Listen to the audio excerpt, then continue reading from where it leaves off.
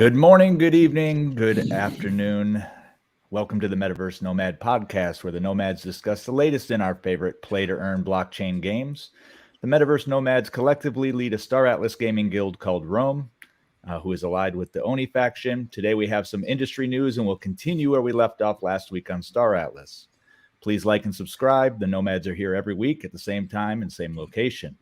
Joining me today are my fellow Nomads. We have Jesse. How are you doing today, Jesse? I am well, thank you. Fantastic. Ray, how are you doing today? I'm doing great. Today's my birthday. Woo woo!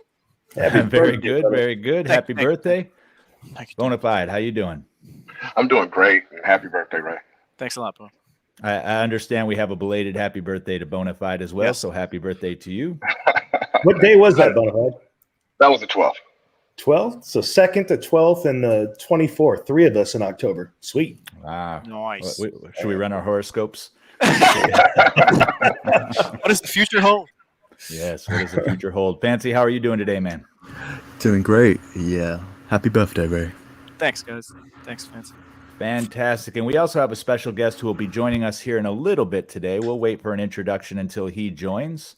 But in the meantime, while we're waiting for him to join, why don't we get into some of the industry news and then we'll flip back when he gets in. So, Ray, how are we doing with Axie today?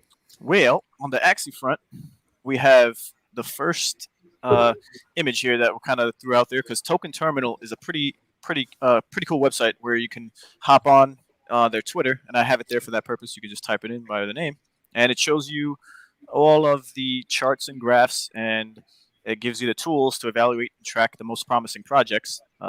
Whether it's market cap, there's a whole bunch of settings and different projects.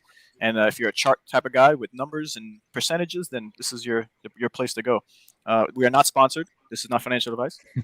It's just a pretty nifty website. And as you see, there's different ways that you can see the growth and the size of different projects based off of the protocol revenue. And we have, Axie Ethereum right there next to Axie Infinity right next to Ethereum.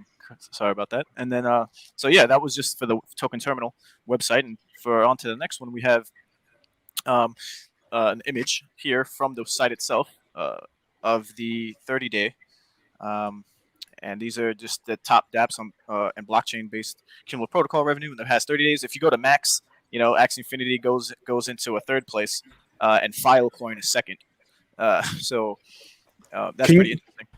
Rick, can you go back to that slide before this? I mean, it's just protocol when I see that, it just blows my mind because what you're looking at right there is Axie Infinity has more revenue than that entire bottom corner combined of all of those. And that's just one small chunk of what is now going to become, the blockchain gaming space. And it's just where this is going to grow from here, and how that just demonstrates how significant this space is, the market as a whole for blockchain gaming, and how Axie is kind of a pioneer leading the way. But that's just a sign of where things are going to grow. Absolutely. So continue on. Great points, Jess, because a lot of people, unless they see a chart or things of this nature, it doesn't really set in. Right. But if you head over to the Discord, which there's limited space for members to join in for the English-speaking Discord or the main Axie Infinity Discord, this was coming from their announcements channel, so you can stop the screen and check it out. But pretty much, there's changes that are taking place on the Discord to ensure scalability, and so you're gonna have to, with combination of Collabland, they're gonna have you could verify your wallet and for the specific roles, and you'll be able to unlock channels. But before, everything was just pretty much open to anyone, whether you had any specific Axies or assets. And now they're just doing a little change around. Inactive members without Lunacian role will be the first to be removed and pruned from the server as we make room for the future, because this particular main Axie Discord server reached max capacity, and it holds over 800,000 members. So that's pretty. They just got rid of. I think it was Fortnite who had the most, and now we have Axie Infinity right there, creating 2 other Discord channels for the Filipino people, and the South American, I think, was the next largest group. But that's pretty cool. And we can head on to the next one here, and we got not crazy news coming out, but we have teasers coming out from the Jiho's lead development here. We're pushing very hard on the Dex and Battle V2, so we're looking forward to that. It's coming soon, most likely the end of the quarter. For sure. but we don't know. It might be earlier. And then we got season 19 too, of course. And so that was pretty cool. These little things go a long way when projects do that. So take note, other gaming ecosystems in the NFT space. And then on to the next one. We have the last one here, and strong praise from the former head of international publishing at Riot Games. You could check him out on Twitter, but Axie's lead developer Jihos had dinner with him and a couple of other people just the other day, 17 hours ago from this tweet, which was maybe 3 hours ago when it was posted. And we got this Jason Oliver coming out and giving praise to Axie Infinity. The big players know what's going on. They see what's happening with these games, NFT games, specifically Axie Infinity, leading the charge and being a trailblazer in their own right since 2018. And then everyone else is just following the trail that was blazed. So we'll see as all these projects grow and take shape in their own way in the future. But they're getting recognized for sure. And I guess that was it for Axie Infinity. Very good. Well, our special guest has arrived. Today we're very happy to have a special guest and new member of Rome, Koji-san, who's a premier content creator in the Spanish-speaking market. Koji-san, he brought a lot of his followers over. He saw the swell of interest in Rome, and he thought, Rome would be a good group to hang out with and partner with. So, Koji-san, how are you doing today? Very good. I'm very good. Thank you for having me here. And how are you doing, guys? I saw Ray giving all his speech about how everything is growing and showing a lot of charts. Very interesting. Thank you.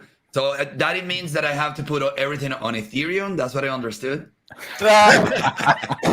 Well, not financial advice, but it would be great for our viewers and all the great community members that you brought over from your end of social media in and outside of the NFT gaming space to give a background, a history of like where you started. What were your origin stories and how did you get from where you are now and from where you came from? What does that look like? Yeah, well, I said this before. I mean, they know me, most of them. I've been a content creator for 6 years, but it was in the gaming industry. So it's funny that you mentioned Jiho, because I was a broadcaster for one of the Riot games, which is it's called Wild Rift. It's the mobile version of League of Legends. So I was in Spanish for 6 months. I even was going to end up with a contract. And literally it was this year, but it was when I was getting an NFT. And I think I made the right choice. I made the right choice to stay in this. I've been only in NFT, let's say, like properly like an NFT a little bit 3 months and change. But I have grown like a lot. I have learned so much. I've read books, I've read things, I have mingled with the right people. I have lost money, I have made a lot of money. And you know how it goes. It's up and down. But my career was basically broadcaster and regular, mainstream gaming in my YouTube channel. But now I switch it up to this. And it's been doing great. I mean, the growth in my YouTube channel is crazy. It's like around 20,000 people in 1 month and a half. Wow. Out of what it was a stock in 172,000 people like forever. And now I'm in 193 and growing. The same with all my social networks. I never could reach the 100K in Twitter. I'm already in 115K. My Twitch channel the same. I'm exploding. Like I am exploding in every aspect, and I'm very happy about it. And so thank you very much for the whole community that is following me, and thank you guys for having me and my group in Rome. That I'm pretty sure I'm trying to do the best, bringing more people. And we need to grow together and in this, because the Rome what you're bringing into Star Atlas project is beautiful, and I think we have something really big happening. Koji-san, what is your YouTube channel name, just for the people who are watching? I got an opportunity. It's in Spanish. I don't speak Spanish. Right there, Koji-san NFT is the YouTube channel. He does some great broadcasts. I caught your last one about Rome. Again, I don't speak Spanish, but the enthusiasm was there, and I caught the buzzwords along the way, and I saw within the chat a lot of excitement as well. So welcome to Rome, and welcome to the Metaverse Nomads. No, thank you, guys. And everything that I do, it has the same name. So I'm trying to have it NFT, Koji-san NFT. I change all my names, every single social media network. I have it like that, so you can find me. I'm gonna be uploading a lot more. Now I have the right contacts inside of Rome. They approach me and they say like, your 2 videos are great, but I have a lot more info. So I have prepared like specials on what are the best ships and what do they do, what Michael Wagner wants to do with the whole project, how we're gonna advance the mini games. I'm gonna start doing a lot of videos about Star Atlas because people are asking for it. I have to provide now. Absolutely. I just wanted to make a note also, and how early all these content creators are jumping ship of what was their arena of expertise, which was legacy games, and now jumping onto the gaming NFT, blockchain, for people who might not know any specific word that is tied to the NFT gaming space. But it was a great move that you made, because this is the future. We see Facebook creating their own metaverse, right? Going to do a rebranding of such a large company themselves. So for anyone to think that Koji-san did anything other than the best decision of his career for his own family and for his own purposes, and then it's gonna the cup is gonna fill over, and then everyone will soon, like we all know, realize the benefit of what you did for so many people in your community. So we commend you for doing that. It's not the easiest thing to do, to just change up a profession or content, and for others as well.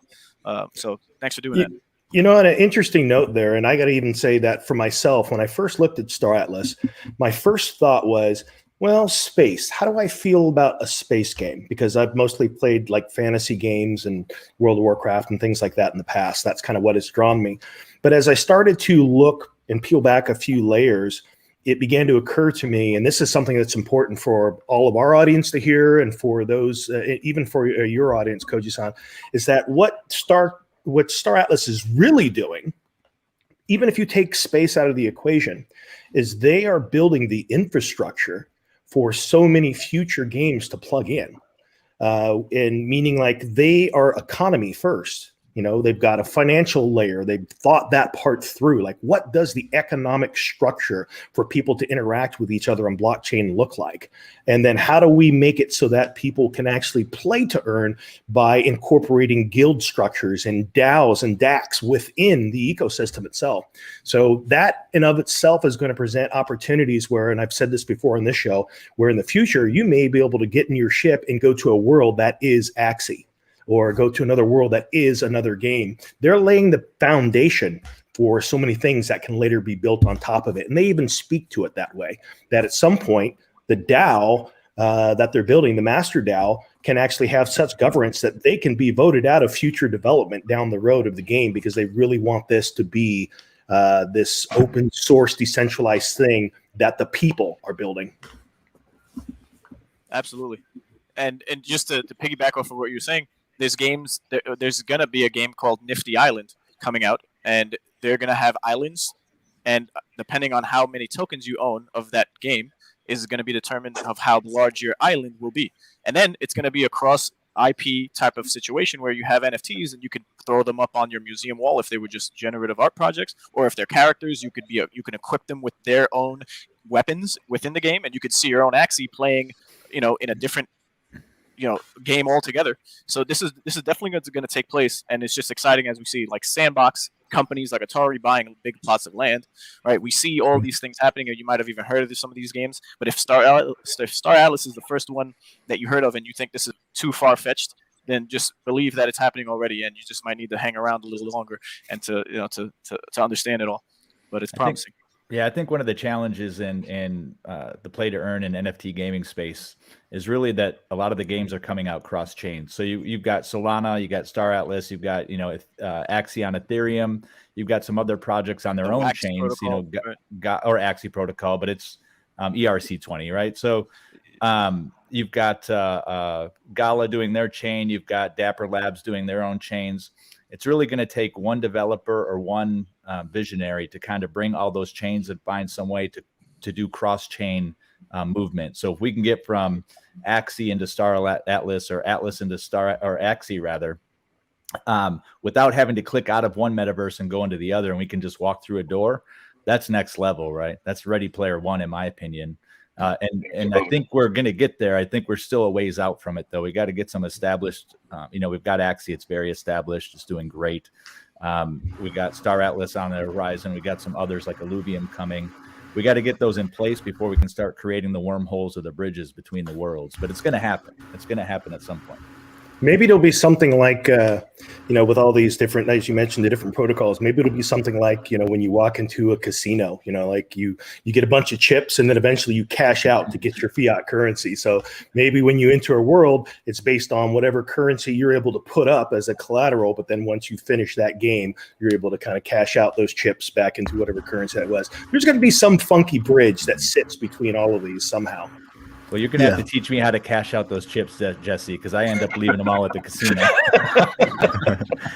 One of my favorite things about all of these worlds possibly being together is just imagining like a spaceship flying past and there's somebody actually in it, even if you're playing like a medieval fighting game, just seeing aspects of like the larger metaverse within like other pieces. I think that would be like really, really cool.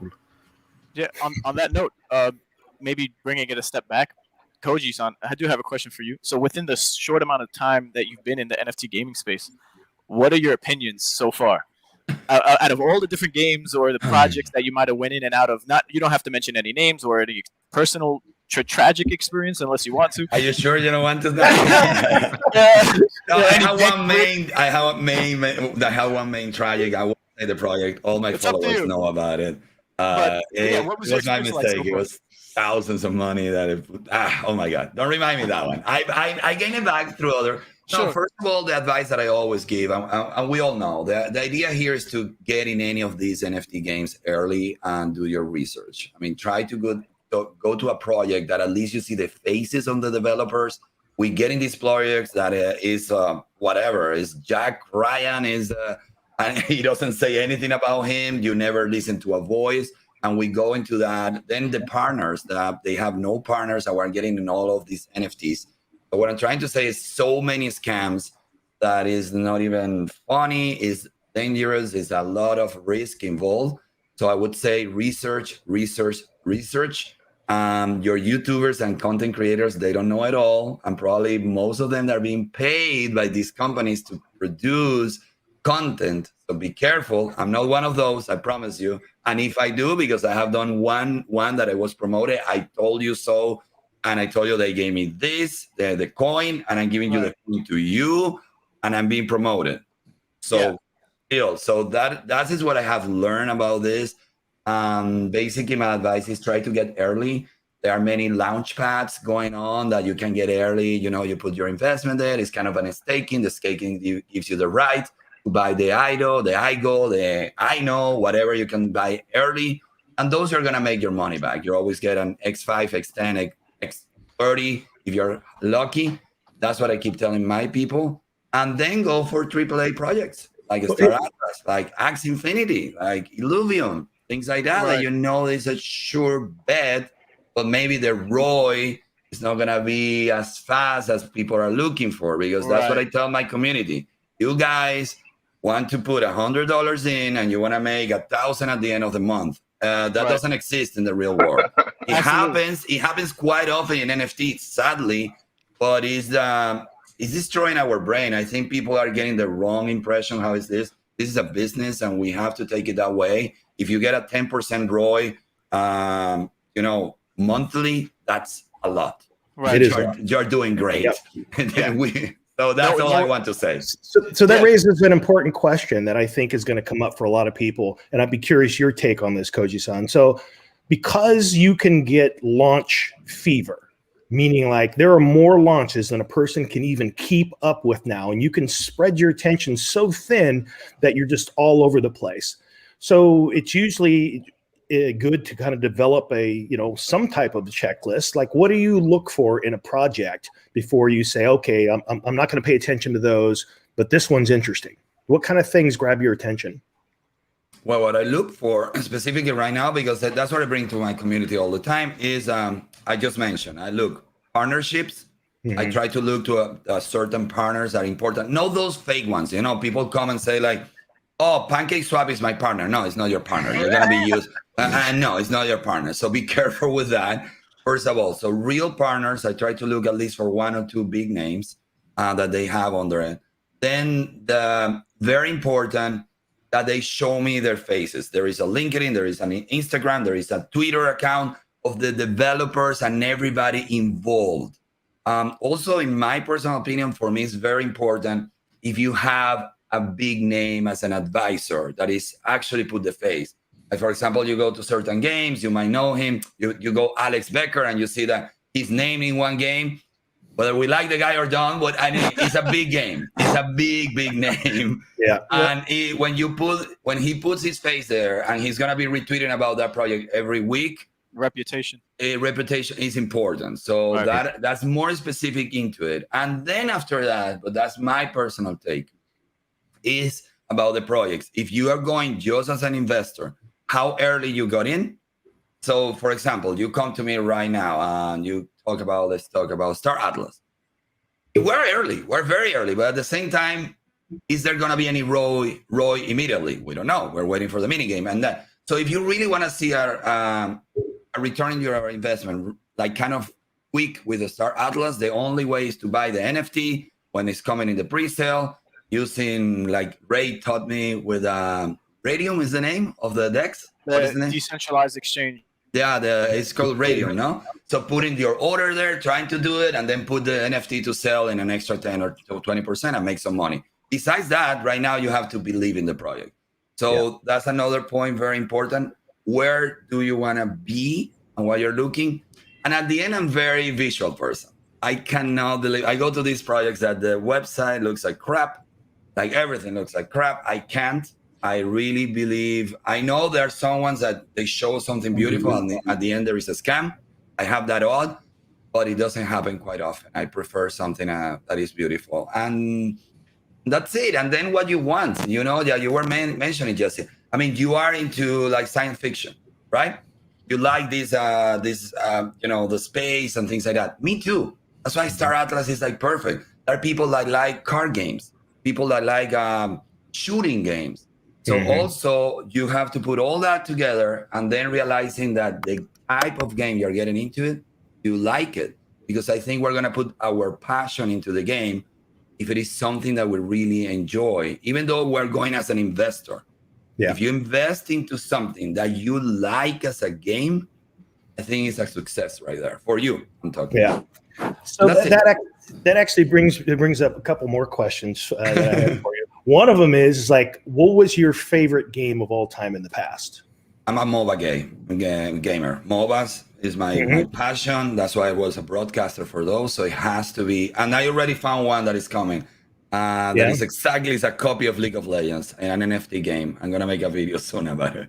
So maybe that is the lead into the second question I had for you. And that is like, if the perfect game in the blockchain space could be created for you, if the developers came to you and said, man, Coach Sam, what's the game that you've got in mind that you want us to develop? What would that game be?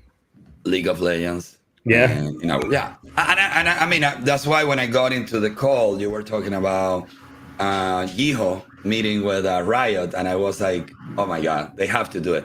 Because Riot already they are selling the the custom that you put on top of the characters. That's an NFT right there. So you could be making tons of money already creating something with a marketplace.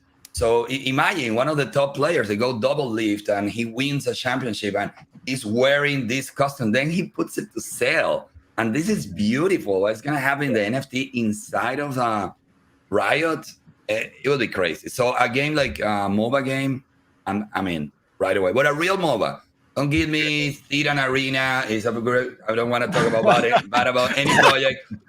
The coin went up really high. The playability is amazing about that game. But for me, that's not a MOBA. I believe in my 3 lanes, Dota-like, those type of games. That's what I consider a real MOBA. I'm waiting for the big one, NFT. Yeah, I played League of Legends for like 7 or 8 years now, and I do think it would be quite hard to make it play to earn. I do agree that you could make the NFT skins quite easily, but making that into a type of game where you can consistently like earn money in a satisfying way other than grinding out matches would be quite hard, I believe. Do you believe in a betting system? Do you believe in those economies, Fancy? I think it could be fun, yeah, especially for esports. I think blockchain is definitely gonna adapt the entire system, to be honest. Because and you can do a betting. Sorry.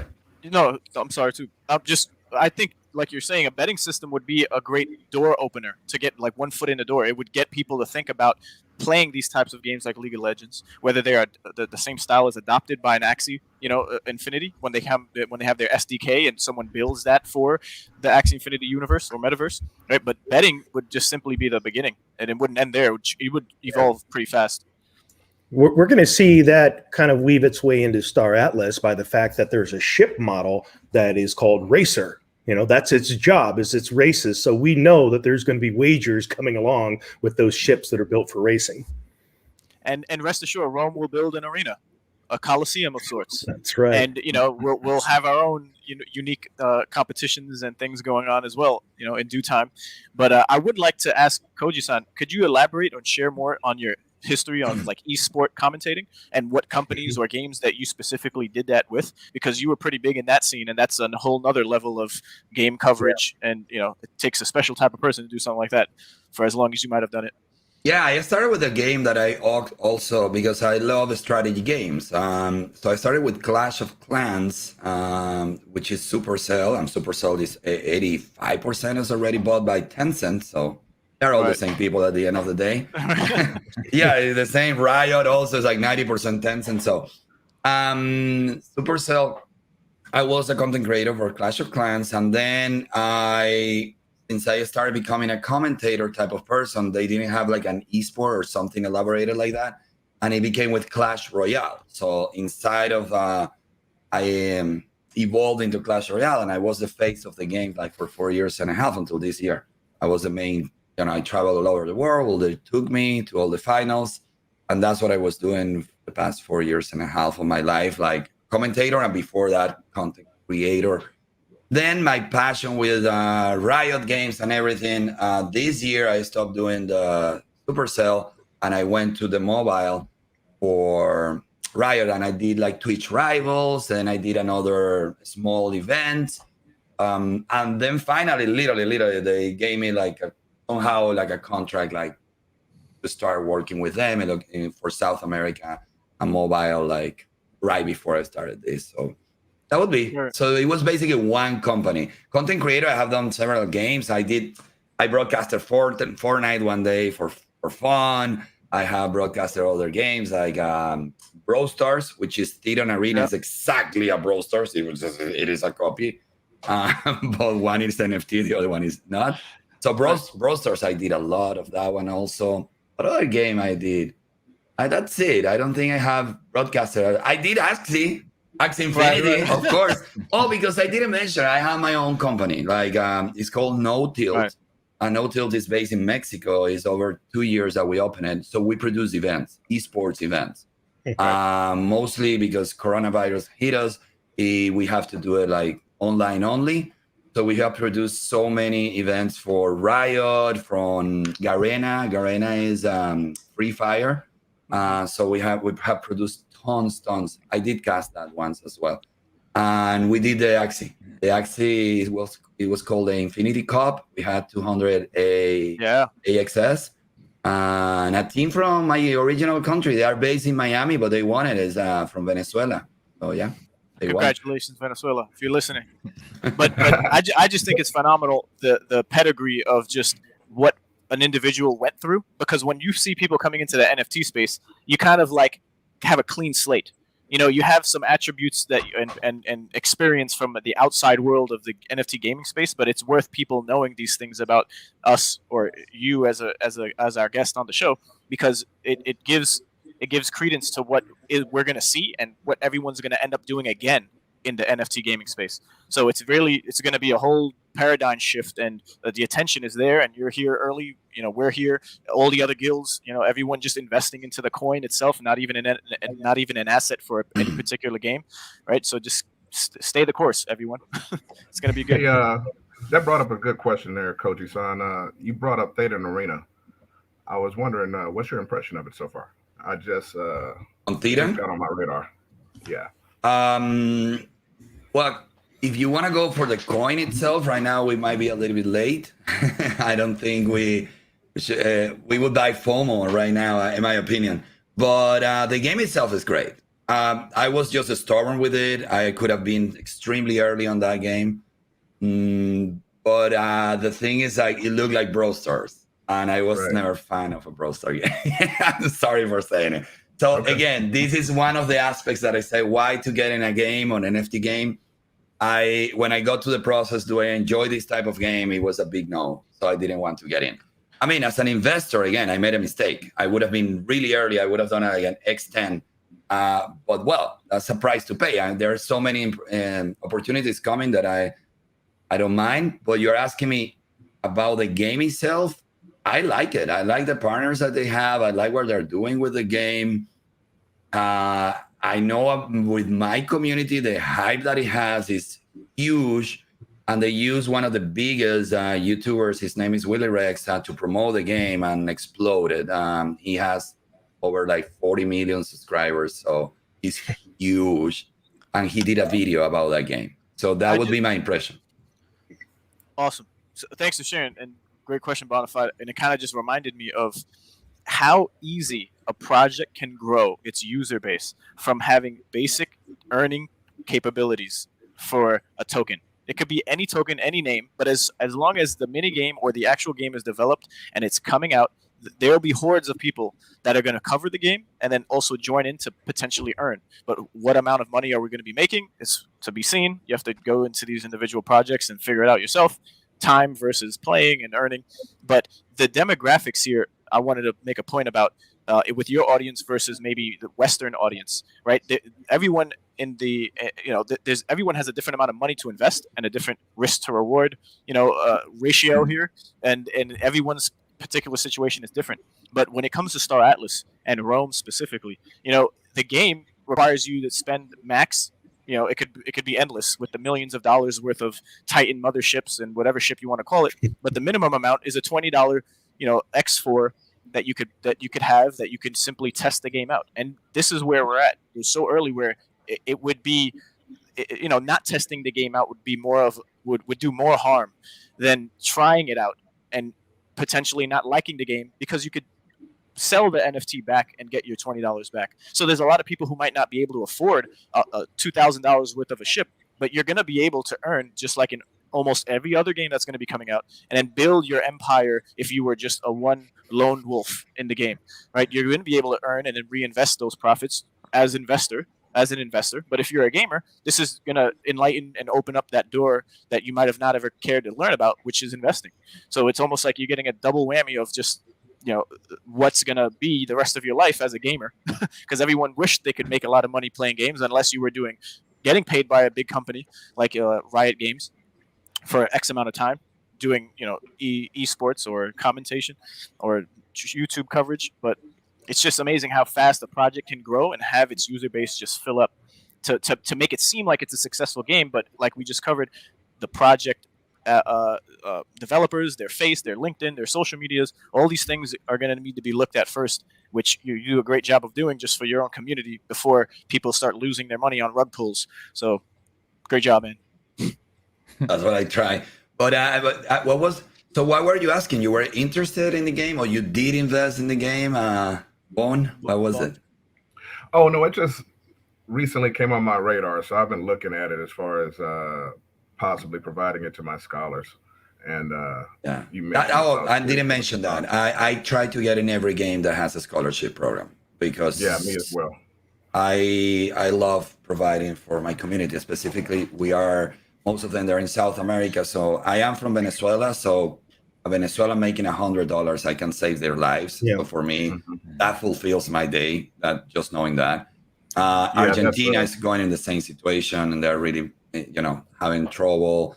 Colombians as well. So there are many countries that really, then you go to, Chile has like a stronger economy and things like that. Maybe they don't need it, but it's still, If you can make an extra $200, who doesn't want that in South America? Right. So that's why it's funny when I see you guys and you try to approach. I'm pretty sure if we look up really, if there is any Axie Infinity American with a scholarship, even Bryson, that he gives like 70% for their scholars, it is nothing. I mean, an American, you tell them you have to play 2 hours a day, and I'm gonna give you $200 at the end of the month. They're gonna say no. I mean, it's that simple. But in South America, they go like, what?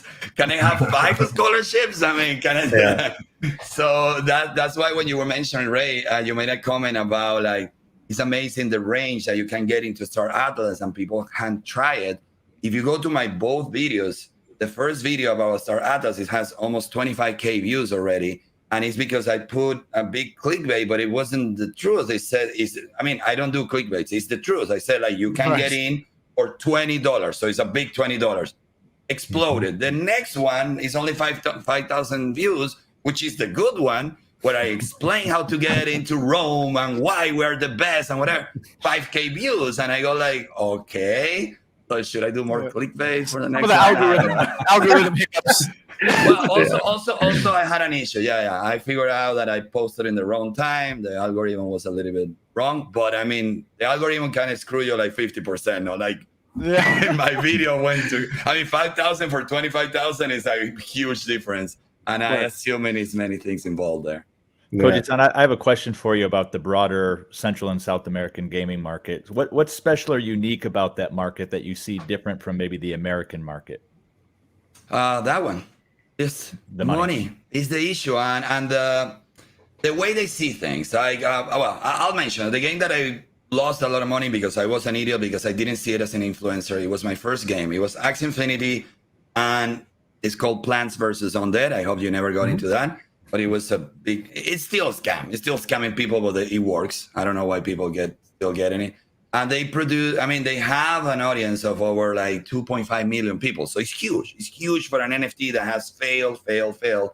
And they did the typical trick, which was, I'm going to give you NFTs for free, and I'm going to give you an amazing ROI. So you get in with $100. After 2 weeks, you have 1,500 in your wallet. So that's what they created. It was obvious that it was going to fail. I saw it, but I got convinced by other people, hold, and I lost money. And the game already did what other game that is called Crypto Blades did, and they created a different game, and you can transfer your NFT from here, and then I'm gonna take more money out of you doing a semi-rock pool, whatever they're doing. And I don't know why people keep following it, but yes, these people created a next one. So that's the thing. When this got big, they got really big in South America with Axie Infinity 6 months ago. And you know what the ROI was at that point. It was huge. I mean, people in South America with a scholarship giving you only like 40% or 50%, you can make over $400. Now, that's not the reality. You give 50% to a scholar. And even if you give a regular account, if you make $150 is a lot, because that's the reality, because of the price of SLP, because how hard the game became, because it's really hard to be above like 1,600. The competition go hard. So with this said, the other game that was huge was that one, Plants vs. Undead, and they are like used to that now. I go to my channel, they come like, give me a better ROI. I don't like that game. What, 20% ROI in a month? No, what a scam. No. And I go like, oh my God, please, you have to learn about investment. You have to learn about finance. I mean, I try to teach people, but it is hard. So that's the main difference. I think in America here, we want a great opportunity. We want to take advantage of those ROIs, but we know it's not easy. And we know there is so many scams that the odds are that we're going to fail 10 times until we're going to hit one that is going to give us an X50. But the other 9, we lost it. Right. They don't see it. In Latin America, they don't see it. They actually, they don't see a huge ROI. So they don't care about the partnerships. They don't care about the developers. They don't care. They go for the ROI. Literally, they come for the ROI. For Star Atlas, they just ask me, ROI, tell me how much money I'm going to make. But it's the best game. But Michael Warren is a genius. No, give me the. But look at the people that is involved. No, I don't care. Give me the ROI. And I go like, then this is not the game for you. So that's the main difference, man. Money. Yeah. I would like to just elaborate on that too with my own thoughts on everyone's different.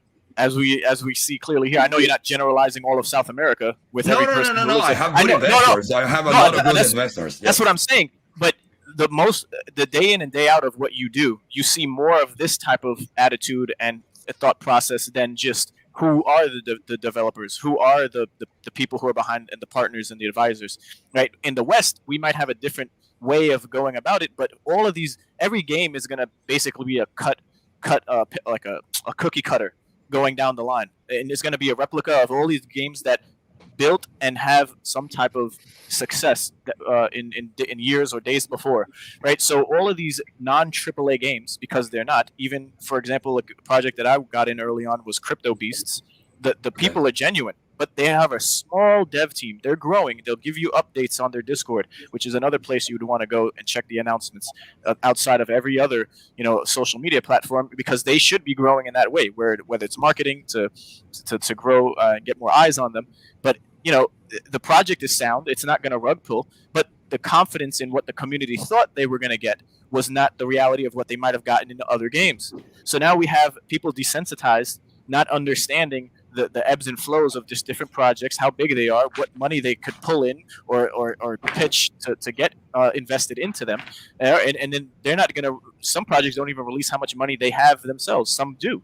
So all of these things should be taken into account. And for our South American family here in Rome, or in general, just watching, like Koji-san was saying, the financial literacy part of just the gaming growth part of yourself is going to need to take shape more so than just gaming, because everyone's could potentially be great at gaming, but now you're going to be blinded by all this money that you can make and potentially lose. Like you said, 9 out of 10 times you're going to be a loser when it comes to just flipping or getting in and out, when your time is best spent researching, educating yourself. And then once you get into these projects that are relatively still early, which in my opinion, everything is still early, right? We got the market cap of just all the crypto market in general, whether it's game or not, is just about 2 trillion.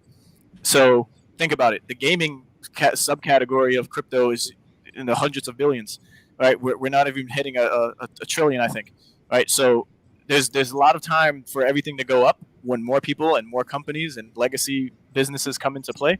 So sticking with a blue chip now is basically your best bet.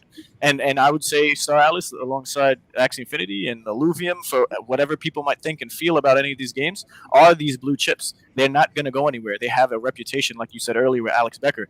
They have successful businesses, and they could get sued. This is not a game. Although It's not regulated, although everything is not regulated the way it's going to be, which is pretty strict in my opinion here in the West, people will be going to jail, like eventually, if they keep doing what they're doing now. So as an investor, it's risky. As a builder, it's risky. As a dev, everyone's changing their whole life and becoming a developer or a builder of some sort in the space. You can't just be acting nilly-willy, and you shouldn't do that with your own money. So blue chip projects who are established and are the ones to be around and invested. Well, you mentioned something earlier that I often ponder, and that is like, what is the industry going to develop into now that there's already been a snapshot of success around Axie and scholarships? And I still think scholarships is kind of a weird name for what it is, but it's someone showing up that has the money to buy an asset, and another person showing up that says, you know what, I've got the time to drive this asset. It's almost like a jockey and a horse owner in some way. It's kind of an interesting relationship where they're both bringing value to it. And so because now there's a working model that is proved out that in a grand scale that it can do well, you're going to see so many other types of games come to the marketplace and try and do something similar. Simply meaning that there's going to be some contract system on blockchain that makes it so that you can rent out your equipment. It's going to make it so that you can pay, because right now, even with Axie, there's still a lot of trust involved. My scholars have to trust that at the end of the time that they provide their portion, they do their part, they have to trust that I'm going to pay them. So at some point, there will be some contract system in place where that trust doesn't have to exist. So this is the early stage, but eventually we're going to see this evolve more and more, where it's going to be a regular part of the value exchange as blockchain gaming develops. Yeah, I don't see how a blockchain game is successful without that mechanism. I think it's been too clearly identified as a way to success with scholarships or renting out assets of some sort. And everybody wants it. And we see some games that are probably pretty good games that don't have that mechanism, that won't get the traction. They may in the countries that have the wealth to play them, but they're not going to get the traction in the countries that don't have the wealth, similar to what Koji-san was saying down below. And I want to pivot a little bit, Koji-san, because I want to ask you a question in reflection of your experience as an esports commentator. If you think about Star Atlas, and Jesse brought up racing, in a game like Star Atlas, where does esports show up? In a game with the Star Atlas esports, I cannot see it at the moment until it develops more. To be honest, I'm trying to figure it out because since I was a gamer, I know the times of EVE Online and things like that. How could you make it an esports? It could be a strategic fight specifically. Actually, would be a great idea. You create like an arena, and the arena we can have 3 against 3 with different battleships that are in the same price range or something like that, and you create a strategy and you make it even more difficult. You cannot use like NPCs. I mean, like computer-based working for you. You have to bring inside of each ship 3 people working with you, and you have the engineer, you have the fire commander, and the driver, something like that. Super like crazy idea, and that would be awesome because that you are in a different level of competition. It's not anymore, not even a MOBA that it could be 3 against 3 or 5 against 5. If you go the traditional, it's not a shooting game that is one make wins. This will become like a team fight. We're talking about. Yeah. But it's structure. I mentioned EVE Online because that cannot be an esport. That wasn't a structure. I mean, fighting for 31 days, millions of dollars lost or whatever happened in the 2 fights that they had is not the comparison that I'm going. I'm saying something structure. Like we are going to create an arena between this latitude, longitude, whatever we're here in the space. This is happening. Come, bring your teams. And we have a broadcasting about it. Like, the hero, I don't know, the hero's coming from the top. Look, the lasers are hitting in the back. Oh, amazing explosion. Yeah. Oh, my God, I can imagine that. I get excited because I'm a broadcaster by heart. So you're getting me excited. It could be. I mean, thank you for pointing that out. I just figured that out in my head, trying to pop out ideas. And when you say that, the thing that came to mind for me is that one of the coolest experiences I had in VR was the Star Trek. I don't remember what it was called, but it was basically there was like the flight deck. So you had a person that was in the captain's chair, a person that was like engineering, a person that was on like shield and weapons, and so it was 4 people, and you literally had to work together on these missions. Now you take that and put it in a team environment to where they actually have to command a ship like that.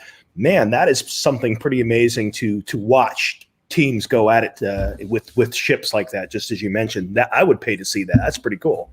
And this is Koji-san where you see us get all excited and start running off in a direction, because I'm going to take that idea, Jesse, and say, as a broadcast, right, you put people in the VR helmets where they can switch between each person and see what they're going through in an esport environment, and then you have somebody like Koji-san just giving that super passion behind the scenes and kind of walking people through it. I do see something big here. An arena doesn't even need to be a structure. It can just be a piece of space, like Koji-san said, that has, maybe one guild is there just to defend the space and keep people out of the arena, so to speak. And now you've got these people going after each other. I have it in my head now that we need to do this. I really think we need to do it. Maybe Rome can create this. Yeah, right, yeah. And you can see them talking it up even before the event, like, man, this team here, they got one of the top rated engineers. He's got 1,200 battles under his belt. You're just like, I can see it already. I can see it. Yeah, there could be I see Star Atlas growing even way faster than they might think they are if they focus after hopefully what they're doing now. They said there's going to be racing, so we don't know what that looks like, but I'm pretty sure that if they hear this or we reach out to them, or if they already might have planned it, right, we're going to see something like this, because esports commentating and getting people involved and intrigued early on is what's going to help the game grow. So this is just a simple evolution of what I think is going to take place, and it's going to be amazing just to have. And we'll push the envelope too, because this is what really gets people riled up. You're going to be able to earn by battling your ships, and maybe you don't lose your NFT, but you'll lose all the money you put up because not everyone is going to be able to afford to rebuy. But there could be a different level of a mini game in Star Atlas where you can put up your NFT and it would get burned. So there's so many things to do that it would be amazing. The flexibility of what could be created when it comes to games and being and helping the esports side of the world of people commentating, and it's gonna be good. And people will wager on the outcome as well. Yeah. That's a different way of the wagers. The betting. One thing we haven't talked about with esports is how a lot of the characters do have weapons on the character. Oh, it's true. Look. Yeah, so we talked about how there's going to be like ship combat, but there's also going to perhaps be like a first-person shooter type thing. Mm-hmm. I think it'd be quite similar to Battlefield, perhaps, where you're like getting in and out of ships and using like all of the environment to your advantage. Yeah, really. You're getting airdropped. You're getting airdropped out of ships, and you just playing the ground game, and then ships wouldn't even need to be involved because you can have your own weapons. You could upgrade those. Right? What does all that look like? Pretty cool. Well, in America we have this idea in some of the. If we could take that picture down, Fancy. In America, we have this idea of racing for titles, right? So people take their souped up cars and they race against each other, and the ultimate bet is if you win, you get the other guy's car.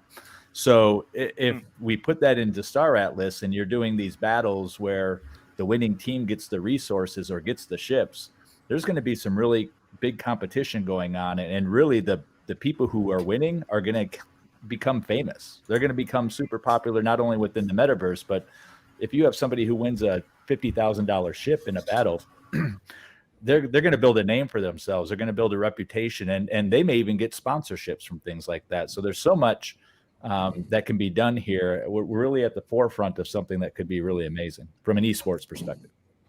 I can see TSM, Cloud9 joining. Oh my God, it would be beautiful. With all the logos and the ships, the skins. It could be huge. By the way, sorry, I didn't know it was your birthday. Happy birthday, man. Thank you. You're 21, no? 21 today. We could go with that. Finally, you can get into the bar when we go to the door, and you don't have to stay at the door. I can now invest. I can invest into NFC games. Perfect time. 21 with NFC games. Oh my God. And I have a question that came to me. Diego. Okay, Diego, it looks like you're reading to the game. You were saying that you are in the T2 squad, and when you're going to be able to talk to Kamanus or myself. Well, Kamanu, I have to convince him first to finally get into this. So that would be the first thing. And second, you can talk to me whenever you want, man. I mean, if you're in my Discord, I always share with my people, and let me get like more well-versed and more educated with the Star Atlas and what Rome represents and is, because I'm still very new here. So let me, when I believe that I can share the information in a proper manner and the right information, I will be speaking in Spanish to all of you, of course.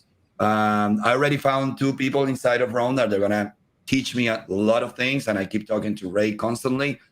So just wait for it, man. You know how I am. I mean, if you know me, I don't know if you come from Mano, but if you know me, you know that I'm very close to all my followers, and that's what I try to do. So I will give very good information soon in Spanish. Así que saludos y pronto mucha información.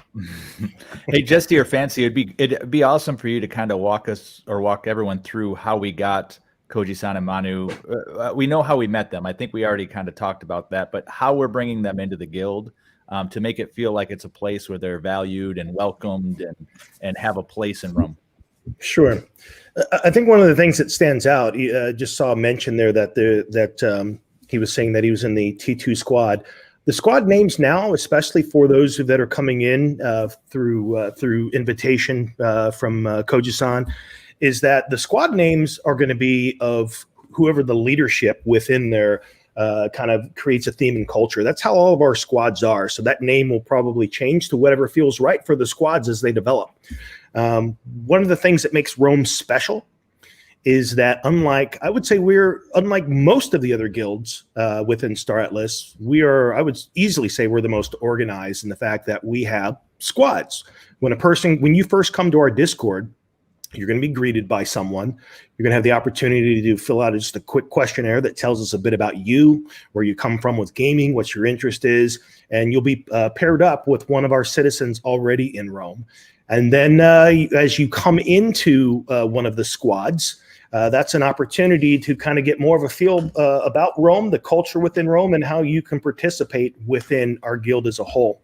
So our guild is structured, and what that means is that as the game opens up, the mini game, and then later the future game of Star Atlas, that means we're going to be positioned collectively to be able to take advantage of opportunities that other guilds just can't. And so that's what we're all excited about with our structure, and also with all of the new folks that are coming in, because we have a very structured way to bring you on so no one feels lost or left behind. Mm-hmm. And I think it's fair to say that, this is a great example of what can be accomplished internationally, right? So we've got Koji-san and Manu bringing their people in and really celebrating the game and their community for that matter. But we know that there's internationally, there's other groups out there who are looking for a home as well. So if you are somebody who's, in Turkey or in India or the Philippines, and you've got a gaming group that, you don't know too much about Rome, or about Star Atlas rather, and you're interested in playing with people who truly believe in the international aspect of the game, reach out to us, because we're more than happy to have you and help you set up and get successful in Star Atlas as well. And now I'd like to extend that invitation. You cut out, Ray. You're out, Ray. You lost him? Yeah, we can't hear you, man. We can't hear you. You can't. Right. I think he gets it, man. You gets it? Yeah. It's gone. Thank you for participating. It was nice meeting. Oh, you're muted, but no. Now you mute yourself. You're muted now. That's the issue. Hello. There you go. There you are. Okay. You were saying? Go. We can hear you. Go. I think we can hear you now. Hello. No. Yeah. How about now? Yeah. Say words. We can hear you. Yes. We do. Okay. I see nods. No. We can hear you. We can hear you. Let me hear any one of you. Let me nod. We hear you. But okay, if you hear me, the invitation is extended to anyone. It's little technical difficulties here, but the point still stands. We'll have the manpower. We have the structure, right? So if you guys are interested, there's a lot of guilds that are out here with their decks, and they're flaunting almost the amount of money that they've accumulated from their community, or what they have from an outside source of some sort. And it's all great, and I'm happy for everyone who's growing in the space this early on. It's just that there's a lot underneath the surface of all that money, and the accounting and managing of all that is something that's going to be needing to be paid more attention to, other than just the community that you have to build to have any of that money invested see a return. So that's just my 2 cents on all that. But if you're out there and you're interested in a guild, come check us out, join the Discord, ask any questions, reach out to a council member, and we'll definitely help you out and talk as long as you need. We're here. Guys, I have a question regarding Star Atlas, if you can answer me. Since we're going to be so international, we're not talking about only Rome, I'm assuming this is going to be a 24/7 type of environment and game. So if I own a ship, like the expensive one, the Calico right now, they're going to be more expensive. So it can be used 24/7, no? If I rent it out or give it to a crew to utilize my asset, am I right? Well, Absolutely. we have limited knowledge about what the future, the full game on Unreal Engine will look like. In the interim, we've got the mini game that's coming out. And so that's going to be based off of missions that are assigned to you by a mission giver in each of the factions. So there's going to be like 11 of them. So essentially you go to this mission giver and they assign you this mission. And the mission is probably going to be something like, you need to go take these goods from point A to point B. And when you do that, you're going to get X experience points, maybe an NFT item, maybe just paid in Atlas. So initially it's going to be pushed button to go make the mission happen. So that's the initial phase. And then eventually they're going to roll out more and more of that. So we don't know fully once the game gets to the place where it is the fully immersive game that you can approach it a bunch of different ways beyond the mini game. So yeah, our knowledge beyond that point is quite limited at this point. Here's my take on it. We know that there's a distribution of Atlas that comes into the game through these missions and through these quests. And there has to be a finite amount of distribution each day, right? So they can't just print Atlas into infinity. They have to kind of control the amount of Atlas coming into the environment. That said, so there'll probably be an opportunity to use some sort of scholarship program there. But I also think it's very narrow focus to look at the game just that way, because as Jesse just said, we might need people to move resources from this system to this system. And that doesn't really generate Atlas, but it is a job that needs to be done. And there can be the opportunity to hire scholars to do that work for you. So it's less about just earning the Atlas, but also about doing jobs, right? It's not just about playing a game till you win. You might actually be the guy who flies the ship from this planet to this planet for somebody who owns the ship. So there's a lot more opportunity, I think, to earn in a game like Star Atlas. We just need to see how it shows up.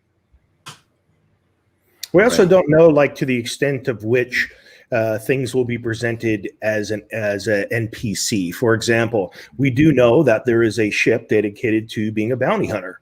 So I would imagine that in the early stages, that ship is just going to be probably picking up NPCs. So there'll be a mission assigned that you're, as a bounty hunter, there's this person that's wanted, you need to go and get them.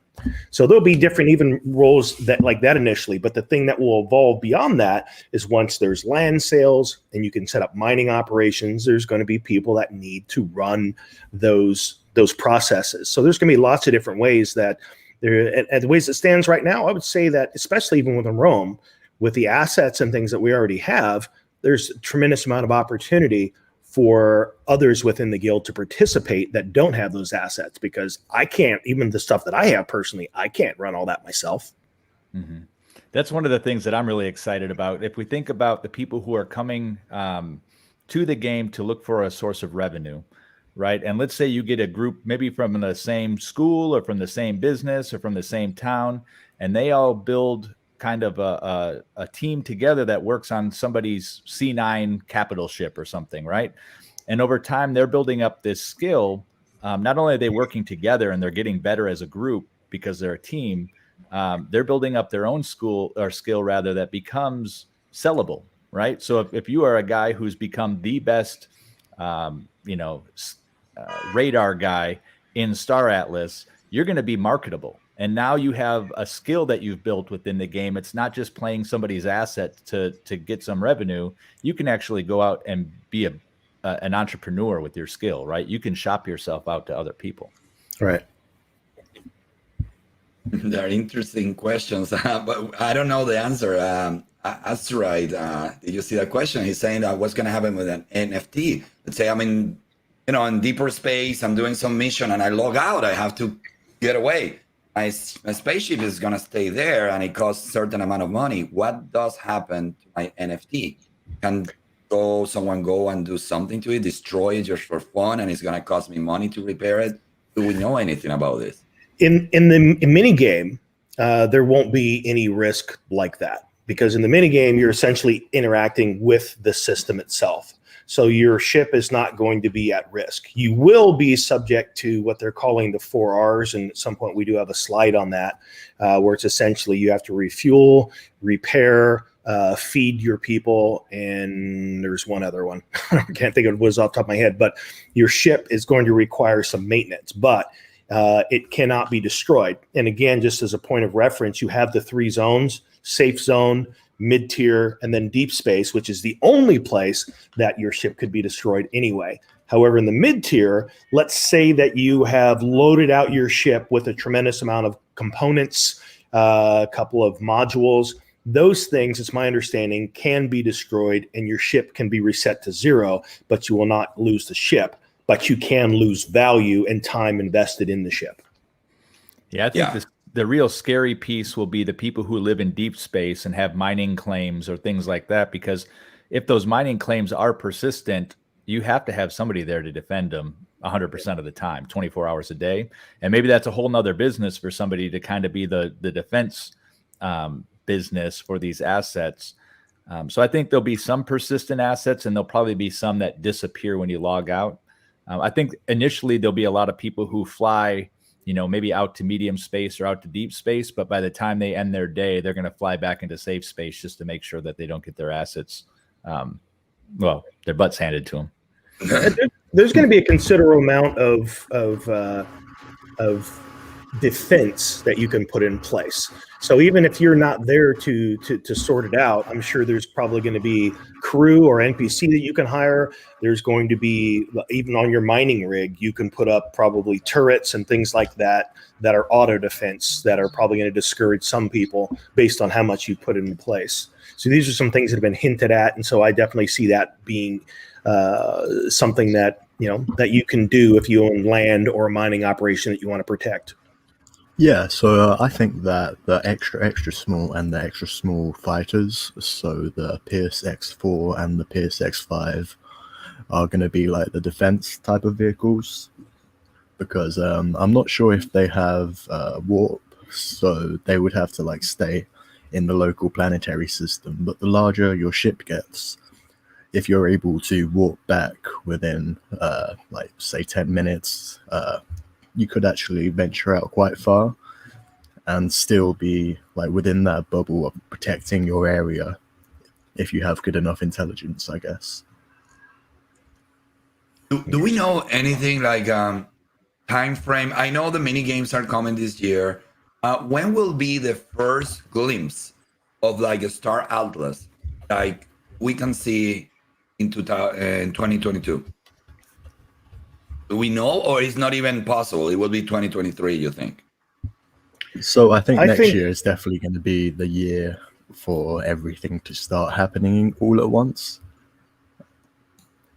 It's going to be hard to say really on exact dates, because all these developers, they want the flexibility to adjust on it. But I do get the feeling the mini game isn't too far away.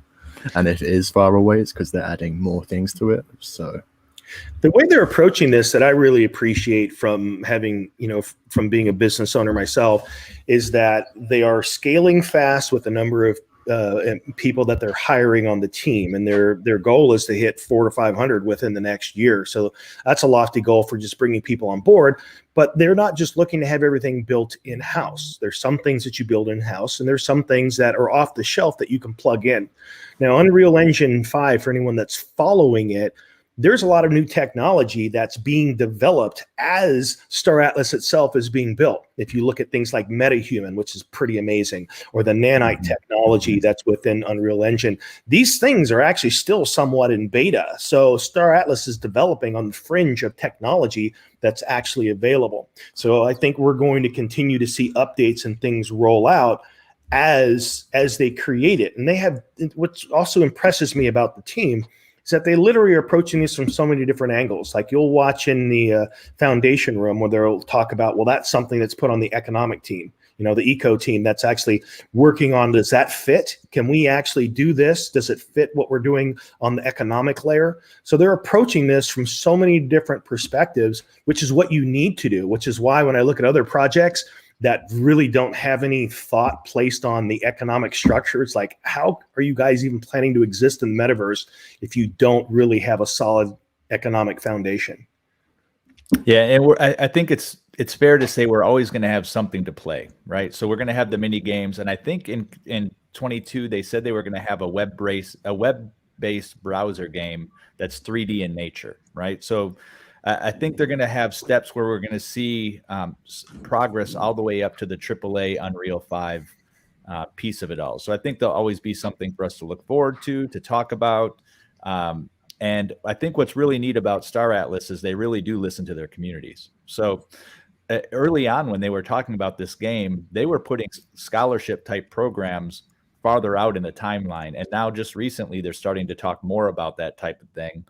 Another thing that they had put farther out in the timeline, or even had said maybe a third party will develop, is guild level DAOs or DACs, right?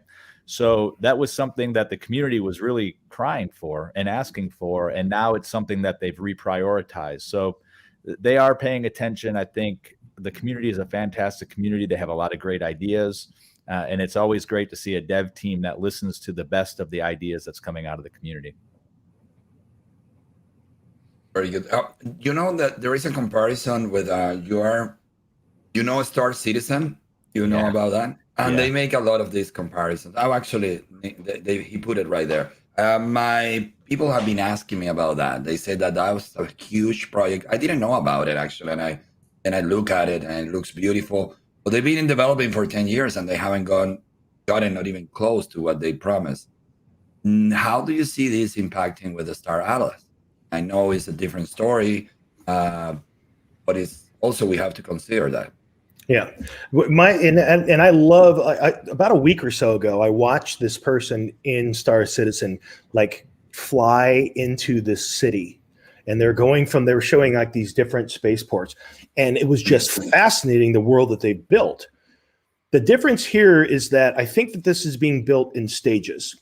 At the top of the list is the fact that there is this, again, you heard me mention this earlier, they're building a foundation that is the metaverse, that things will be able to be placed on top of it. And at the very foundation of that, you have to think in terms of the economy. So the first thing you're coming out is a way for people to start fueling this economy so that they can play to earn. If you don't have that in there now, you don't have anyone's interest. And so as that starts feeding the economy, and you have these different levels of governance to where at the very top, the master DAO, those people, because of their investment in that governance token, can say, hey, here's what we think should happen as things develop. Now, one of the challenges of a game that started development 10 years ago is that you've kind of gone down this road of committing to technology.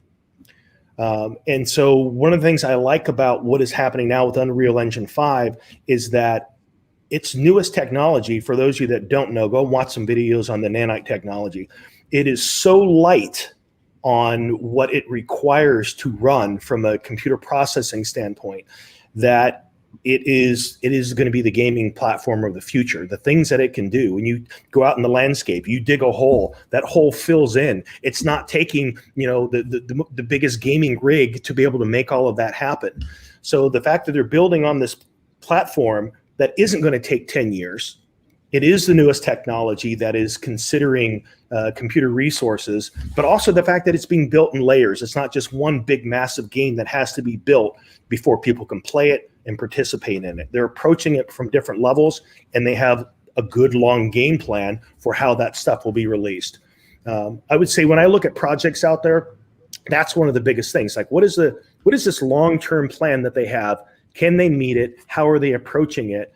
And by far, I would say I'm most impressed with the way they are approaching this project as a whole. Because that's a great question, because we look at Star Citizen as a game that's like the pinnacle of space games that's taken forever to get to market.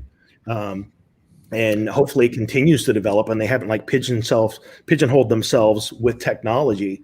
But my thought at the end of the day is that Star Atlas is doing it in such a way that it's not going to take 10 years, and it's going to be playable this year at least one level. Yeah. Koji-san, maybe you could answer a question around the Central, again, and South American game market. Are they playing on PCs or are they playing on mobile? We know that, and then maybe after that, Jesse or somebody else can answer if we've seen anything about Unreal 5 going to mobile. Koji-san? Yeah, well, that's an easy question, and that's one of the main concerns of my viewership. They always, like, for example, with Star Atlas, it's the same. Every time I show the videos and everything, they say, oh my God, I need like an amazing computer to run it. That's why I don't want to get into it. They say what happens with Illuvium when you show those big games. That's why they believe when they see those games like the Voxes, or they see even Ember Sword. It is a huge project, but it's more like graphics friendly, even in a computer. They like that. And if it is a completely mobile game, they are really up to it. So yes, it really affects more than we even believe. I would say 70% of my audience, they don't have a decent PC, or they don't even own one. Yeah, I want to get the specs. I think it would be good for us to do a segment on a future show about that. Just on some of the things that I've been reading, like the technology of nanite technology is compressed what is required resource-wise so far. I mean, it's like exponentially smaller to where I think there's going to be a lot of games that are actually able to use browser with this technology that we can't even imagine that you would normally think of, like when you're playing. Trying to think of what are some of the games out there that you need a serious gaming rig and you're trying to get your 60 to 120 frames per second in there because you need this gusto power. Yeah, right. Arc Invest. Arc. Yeah, on Steam. Yeah. I think there's an opportunity to continue to find ways to create businesses as well, right? So if we do have a game that's primarily PC based, the idea of setting up PC cafes in South American countries or maybe the Philippines, where the investors are actually buying the computers, buying the space, and truly having people come in and work playing the game at these places. I don't know the expense and the ability or the technology that would be needed in some of the other countries, but it seems like the right person with the right initiative and the right money could get past the phone piece and kind of solve the computer piece by making the investment there. I would agree with that. Yes, definitely. I think it could happen, but it has to be, advertised the proper way so people to understand how to do it. But right now, I think we're in the early stages. I think people have to believe in the project the way it is right now. If you have a computer, I mean, I'm talking about Star Adults. I said what I tell my people, like, look, you love what you're looking at. You think this is the future. Like, that's the way I'm selling it. This is the future. I strongly believe that Star Atlas, based on everything that I have studied, and I look at the AAA games, if they accomplish just 20% of what they're promising, it should be the game to be in. And what I tell people, I said this, maybe I went over my head, but I told them, I think you buying a $20 ship right now, you might be part of history. Literally, that's what I have said. I don't know if I went too far, but I strongly believe if these accomplish what they're promising, they're gonna make history. This is gonna be the NFT game. I know we all talk about Axie Infinity, and we will always respect them and what they did for us, that we keep growing in the NFT world. But our Atlas, I don't know. I'm really excited about this project. Maybe I'm a little bit biased now. This is all Ray's fault. It's Ray's fault. It's Ray's fault. He convinced me at that bar, and he's the one. See, but this is the natural evolution of just entering the space, thinking you just want to be in one project, and you earn, and you could play and earn, and then maybe you invest, and then you earn an amount that you can then afford to reinvest, and then you just start to snowball into other projects. But it's pretty interesting, and it's a lovely journey, to say the least. I believe that. And the thing that I compare it to is Ready Player One. I think that people will look back 5, 10, 15 years from now, and that this was the game that kicked off the metaverse. Yeah. So if you guys don't mind, can we transition into some Star Atlas news? Are you guys okay with that? Yeah. All right. So why don't we just start with where the factions are this week? This was pulled this morning. We've got Mud sitting at the top with about 8,000 players. We've got Oni in the middle with 9,600 players. I have a feeling a lot of those are scholarship type people. And then we have Ooster sitting at the bottom at around 8,600 people as well. And what's really interesting is look at the dollar amounts. And I suspect, and maybe some other people could chime in as well, that there are some issues tracking actual value. We've got some people moving assets around to different wallets, and we also have, or at least personally, I've experienced some of my ships not showing up in my total. So any thoughts on the faction standings as they go? Yeah, I agree with that. Most of the week, I would say the overwhelming majority of my assets have not shown in there. And that's just, obviously, they're doing some adjustments on the back end. But when I look at this blows my mind to think that here we are, a game that's forming. There's $40 million right there before our eyes for people teaming up with 3 different factions. And this doesn't even account for the many millions that are into the governance token and the in-game economy token Atlas. So all things together, there's probably somewhere about $100 million already into this game. Yeah. On top of that, we have a bunch of people who haven't picked a faction yet. So you have a bunch of people who are still sitting on the sidelines waiting to find the right guild or the right competitive advantage of getting into the game. Any other thoughts on these rankings here? Not for me. I mean, it's very. I always talked about this with Ray, but there is one wallet that has 768 million. It's pretty. It's not even close to the top wallet that you have in Ooster. So that's strange as well. Ray explained to me where he might be coming from, but well, the top 3 wallets right now are all Oni faction wallets. They're Oni. Yeah, there's at least that's what they're showing, right? And we have some suspicions that this might be the most accurate data, and we also don't know if any of these are Star Atlas wallets either, right? That are holding some assets. Right. But it is interesting that we're seeing them as Oni. But what's also interesting in the middle there, the silver number 2 place is a Star Atlas logo, which makes me wonder if that is a Star Atlas wallet, because I don't think that icon can be picked. I tell you that icon exists for hardware wallets because you're not able to choose an icon yet. Yeah.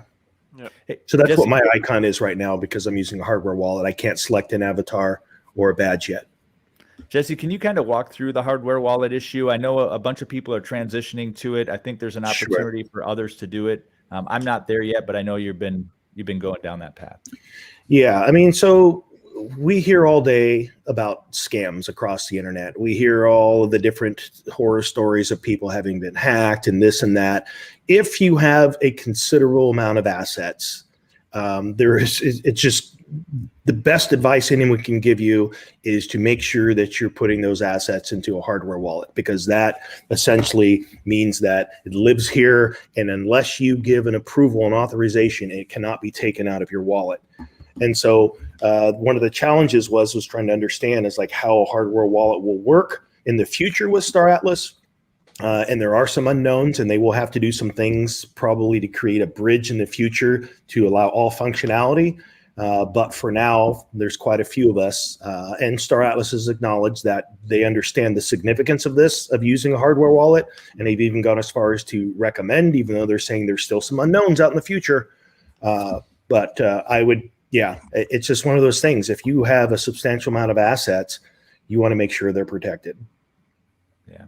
And I think the idea that people are moving, sorry, Bonafide, I'll get to you in a second. I think the way people are moving their assets around to multiple wallets now, it further creates noise in the total stats. It does. So we don't really know what's accurate at this point. It's the best we have to go on. Bonafide, what are you going to say? Before we get too far off, Rob Mega from the chat had a question for you when you were talking about your ship not being counted. Well, for me personally, I go in to something like step.finance, and sometimes a ship will show up there and sometimes it won't. And then if I go and look at Star Atlas, I'll see my value fluctuate, and I haven't bought any assets for my value to fluctuate a couple $1,000s one way or another. That's how I know. So I can tell you on my end that 2 of the top valued chips that I have multiple of, don't show up. When you click on leaderboard and you go to an individual wallet, you can click on that wallet and you can see their top 3 assets. I know that if you click on a bunch of them, the Calico Guardian will be missing, the Threpid will be missing, and that's obviously due to something they're doing on the back end of Star Atlas to probably make adjustments for what those ships do. But I noticed that over the past week, they were taken out of including that. So if that was a big part of, let's say that you had a handful of ships that gave you a total of 20,000, and those ships are gone, your value right now might only show that you have 5 instead of 20. So that's right now, those numbers don't fully add up because they're doing some work on the back end. Yeah, and I would like to include too that out of the 86,700 members of the Star Atlas Discord, what do we have? We have a lot of members who haven't chosen a faction yet, and there's going to be a whole bunch of new wallet addresses that are going to come on the scene, and potentially take over the top 3 that we see now. It's going to happen. Yeah, I think there's a lot of questions in chat around the hardware wallets and the ease of use, and I think it's really a question we can't answer yet because we don't know. Obviously, we know you have the ability to lock up your assets.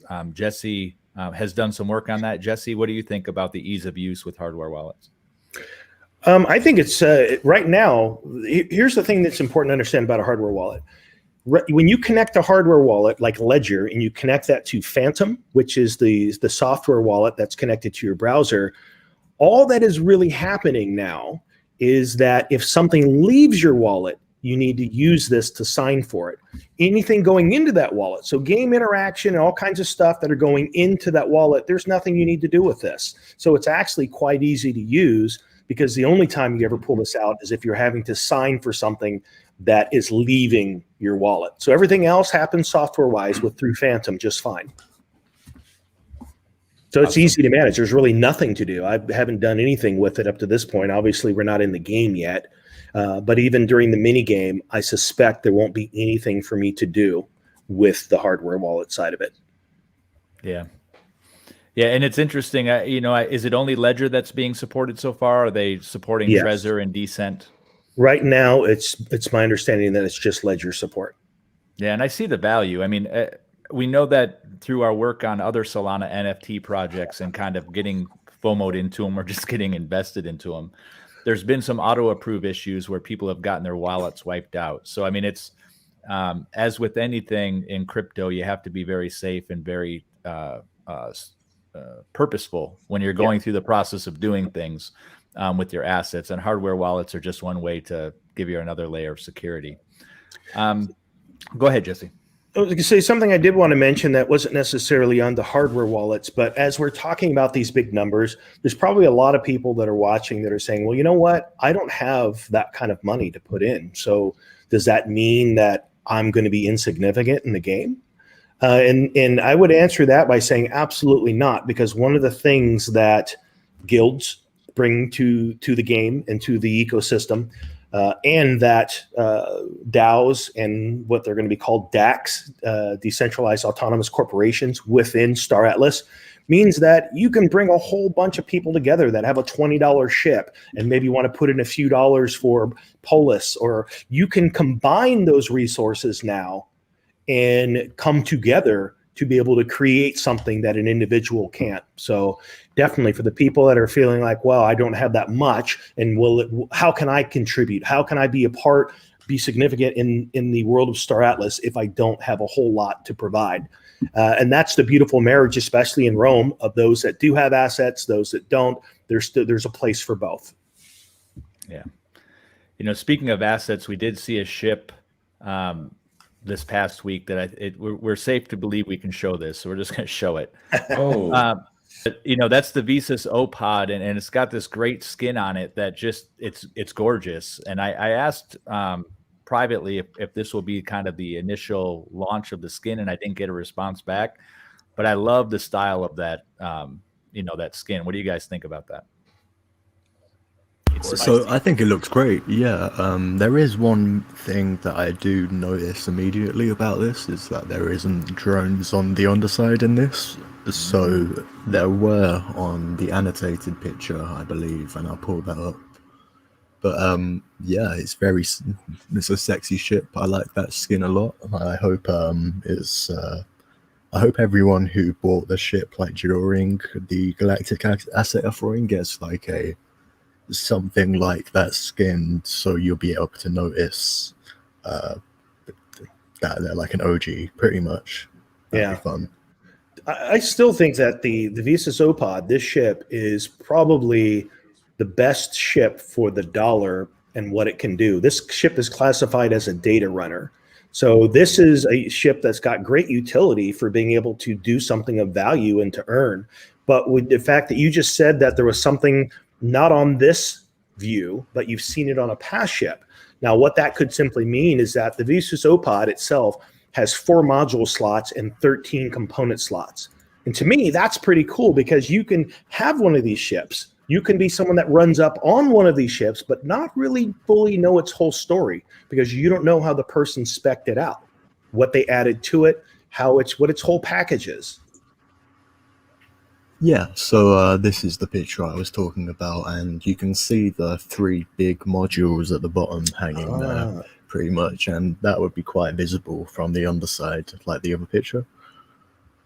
So you think that's a module that's added, perhaps? Or perhaps they've been like sent out, they're being used at that moment, so they're gonna like come and connect back up to the ship, perhaps, and then they all fly off together. But interesting. Yeah. That observation platform at the bottom does look very, very good. I'm trying to see where the landing gear retracts to. I guess that's that spot on the side there. Yeah, 2 wheels in the middle, perhaps. Yeah. Look quite small for a big ship like that. And a minimum of 5 crew on this thing here. And so size-wise, it's 44 meters in length. Yeah. That should be my next one. now I'm looking at it. I was like, okay. Yeah, it looks pretty good. So if you want a comparison, Koji-san, that 44 meters in length is going to be a little bit bigger than the Millennium Falcon. Okay. Yeah. Very good. Well, on the topic of Koji, if we could remove that, there we go. On the topic of Koji-san, he has another event that he needs to get off to. So we're going to bid him farewell. And thank you so much for coming on to the podcast today. Absolutely. It's a pleasure to have you and your followers not only joining us here on the Metaverse Nomad podcast, but also just the passion and the excitement that we're seeing in the Rome Discord as well with that group. Super energized. I think they definitely model your enthusiasm that we see on your videos, and they're just ready to learn and play. And it's so exciting to see people come along the journey that we've already kind of been on. No, again, I really appreciate you giving me an opportunity to be here, not only in Rome, but also today here speaking. And hit me any other question if you have beyond this. We were talking about different games. I would love to share different thoughts among, between us. It would be great. We're going to keep growing, man. I'm telling you, people are getting really excited. My future videos are going to be awesome. And let's call it Rome to the moon, no? Literally. and if you want, you could go ahead and share your links once again, whether in the chat and verbally right now, where people can find you. I'll do it. I'll do it in the YouTube. Sure. Do it in the YouTube. While I'm logging off here and you keep your conversation, I'll do it quietly. Is that okay? Good. Awesome. Thanks, man. Good having you. And finally, Koji-san, what I would share with you is you are always welcome to come on the podcast. If you want to talk about what you're working on and bring your people along, you're always welcome. You always have a seat at the table with us. Oh, I appreciate it, guys. Have a great day. Thank you. You too. Later. Bye. All right. Well, that was exciting. I love the fact that we're bringing such a motivated and inspired group into the guild and into Star Atlas. I think it's re-energized a lot of our Spanish-speaking people because they're allowed, they speak 2 languages and they're allowed to really elevate their role within the guild as well. And I think we're seeing some new leaders pop up who weren't necessarily there before, but now they have an opportunity to kind of shepherd our new Spanish-speaking contingent into the guild. What do you guys think? Absolutely. Yeah. And we've seen crazy growth. I think we've grown by 300-400 just in the past week.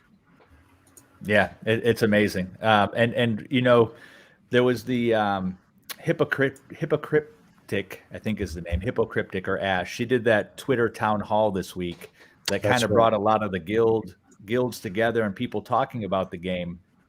And I was able to share that we had just celebrated 1,000 members, and there was kind of a gasp. I don't think people realized or hadn't been paying attention to how big some of the guilds are really getting. And I think that we know that in Eve, I think the biggest guild that they had was 21,000, and that used to seem almost impossible. And now it's like, well, that's not that far away. Once you get to 1,000, it's only 20,000 more. We can do that. Right. Yeah. And when you have a Discord this size, people just end up bringing the information to you. This was posted in our Discord. Oh, that's beautiful. That is gorgeous. Yeah. Very nice. But is that the OPOD? I think it's the Pierce F4. The Pierce F4, okay. Yeah, it's got the marine guys. Oh, there yeah. again. 4 seats. Oh, that's a great looking picture. I love the Star That's Atlas beautiful. sitting in the center, the navigation system, right? That Yeah. sphere. It's amazing. What I'm curious about is some of these ships. Wagner talked about how you can rotate your crews. And matter of fact, I think I see some bunks back there in the back of this picture. Yep. But I'm curious if these ships can handle 2 or 3 crew rotations with the size of the beds and the food and things like that.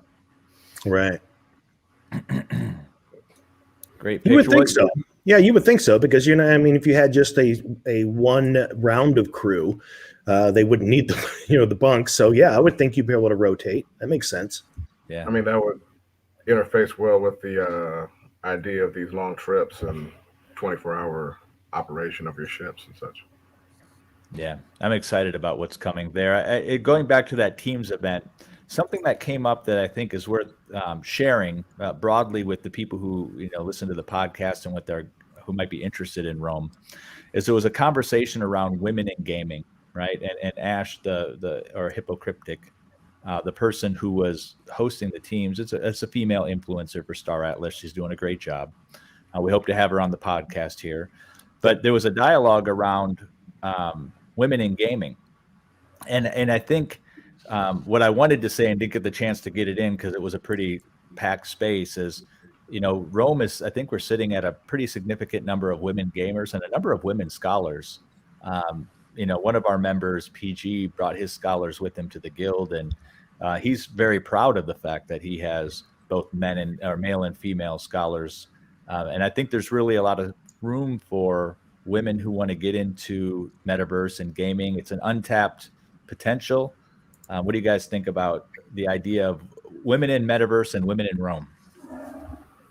As you saying that, I was trying to give some thought to. I think I'm about almost split down the middle between my scholars that are men to women. I think it's 50-50. Yeah, and I think we were talking before offline, Jesse, but my scholars, the women are some of the better gamers in my teams. Yeah, definitely. Yeah, we're forging right ahead as far as women gamers. And I just would like to add, what civilization ever succeeded without women? They're a staple, a cornerstone of any empire, whether they're in the front lines or not. But so the more the merrier. Rome is open. Well, and to that end, we've got an open invitation to Ash, but if there's any other female gamers who are really just jazzed by the space and have a point of view and a perspective to give, we love to have guests on, and we love to have people who have something to say. So open invitation, if you're somebody who's listening, come on and let's talk about it. We would love to have you. Absolutely. So Jesse, I know we got your, we cut you off early. Well, I shouldn't say we cut you off early. We did 3 hours last week. We had to stop last week, but what do we have left on your deck? What can we go through and talk about to help continue people, their education and their journey on Star Atlas? Yeah, good question. So in this lull that we're having right now with Star Atlas, it's like we'll have a big event of some sort, whether it's ship sales or the registration, and everyone get excited, and then all of a sudden things will calm down. And right now we're in that another lull, kind of a calm before the storm. And so one of the things that I added last week was a handful of slides where we went through the different ships, because that's the phase we're actually in now, is the GAL. The asset sale of ships, and we're about to enter another phase. And that next phase that we're going to be entering is going to be phase 2. And on the phase 2 of the Star Atlas roadmap, that's where we enter the mini game. And so it's going to obviously change up things quite a bit. One of the biggest unknowns, and I mean, it's the thing on everyone's mind, so it's definitely worth something talking about here. It mentions that of the 3 bullet points they have for the browser minigame, it says a minimum viable product version of Star Atlas will be launched as a browser-based minigame. Players and collectors can play and purchase in-game assets. In-game assets can be utilized immediately in the minigame. Assets purchased will be Solana-based in the minigame phase and will be configurable within the context of Star Atlas feature set. Then it goes on, the last one says ongoing revenue via minigame sales. What does this all really mean? Well, to kind of summarize what my understanding of it is, and I'd love to get your guys' feedback on this as well. Star Atlas, as I've said many times, is building this from the economic structure on all the way up. And they understand that one of the first key milestones is to get people earning. So you have all these ship sales. You see that there's like 40 million that we saw and we spread across those 3 factions. And that doesn't even take into account the token sales. So now how do the people that have put forth this money start seeing some return? And that is what the primary objective of the mini game is, to stimulate the economy and bring people forth to where they can start seeing a return on what they have contributed to the game so far. What are you guys' thoughts about what your expectations might be around earnings within that mini game? Well, I think my first response to that is excitement, right? Because this is the first game where I feel like with my investments, I'm actually going to start playing and earning a return. And we're all involved in different projects. I'm not involved with Axie like some of the other people. And some of the other projects that we got involved with had some early hype that we all felt was going to pay off earlier than it has. And it's actually not paying off yet and may not for the foreseeable future. But within this game, I love the idea that I can go back to my wife and say, see all this money I just spent on ships? I'm actually making some money back on it now.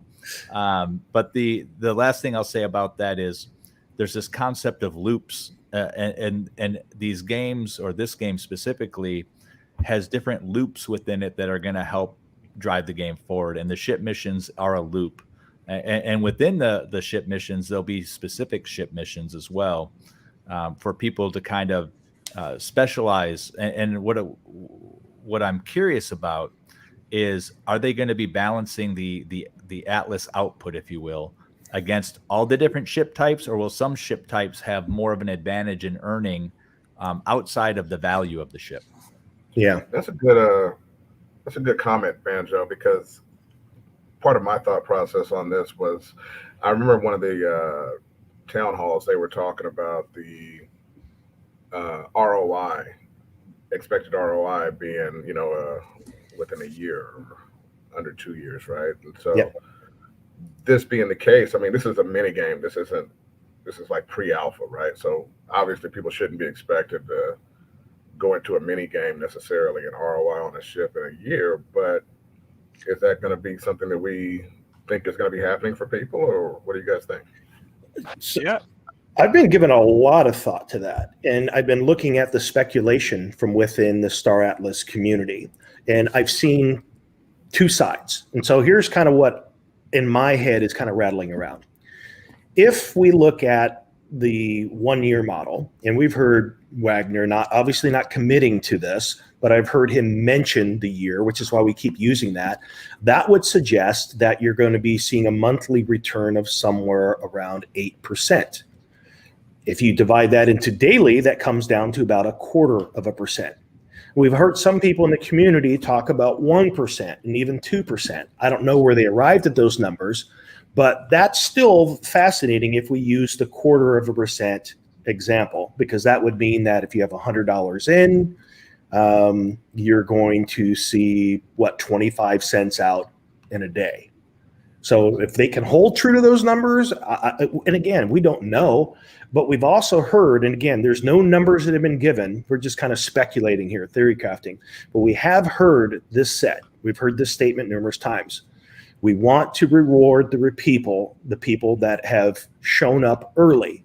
So we're going to go heavier with reward on the front end and then adjust accordingly, which means that if it ends up being too much, they will scale back. Another clue that's available to us is if you look at the release schedule of both Polis and Atlas, and that you can see this ramping up period, which is going to be the reward. So we can see that initially that there is an amount that's been designated towards these missions in the minigame. What we don't know the impact of what that will do to the value of Atlas as you put a bunch of rewards tokens in. It's going to be a balance. The balance is going to be the amount that you put in of Atlas versus the new people coming to the game that have a demand for Atlas. That's going to help stabilize the value of Atlas within the economy. And then you also have to factor in the burn rate of the 4Rs, right? The refuel, the refeed, and all that stuff. So there will be a burn. It won't be completely inflationary. There will be a burn mechanism within the game, which is absolutely required to keep it healthy. Otherwise, we're just watching an asset continually deflate in price. Right.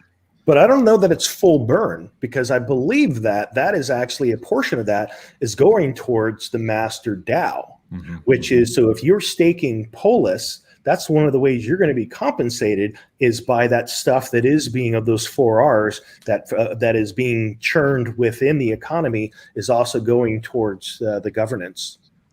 Yeah, and I think for the simple fact that Wagner himself came out and said they're aiming strongly for a return on investment within a year. I believe, right, and everyone might believe differently, but depending on your knowledge base on the game and how interactive you are in the Discord, talking with Wagner in the Foundation room, only if you're boosted. So hint, hint, if you want to get direct answers from him, just go boost the server and you could talk with him and ask him these questions directly. But, I digress. The fact that he's saying this means to me that they have a pretty sound roadmap of what it's going to actually look like. And sure, there's going to be tweaks here and there. It's very alpha-ish of a mini game, but why would you put a company or yourself in a position where that's not even going to be anywhere close to what you're able to get a return on, based off of the cost of the ship relative to the earnings you'll make, like Dave said. So we'll see what happens.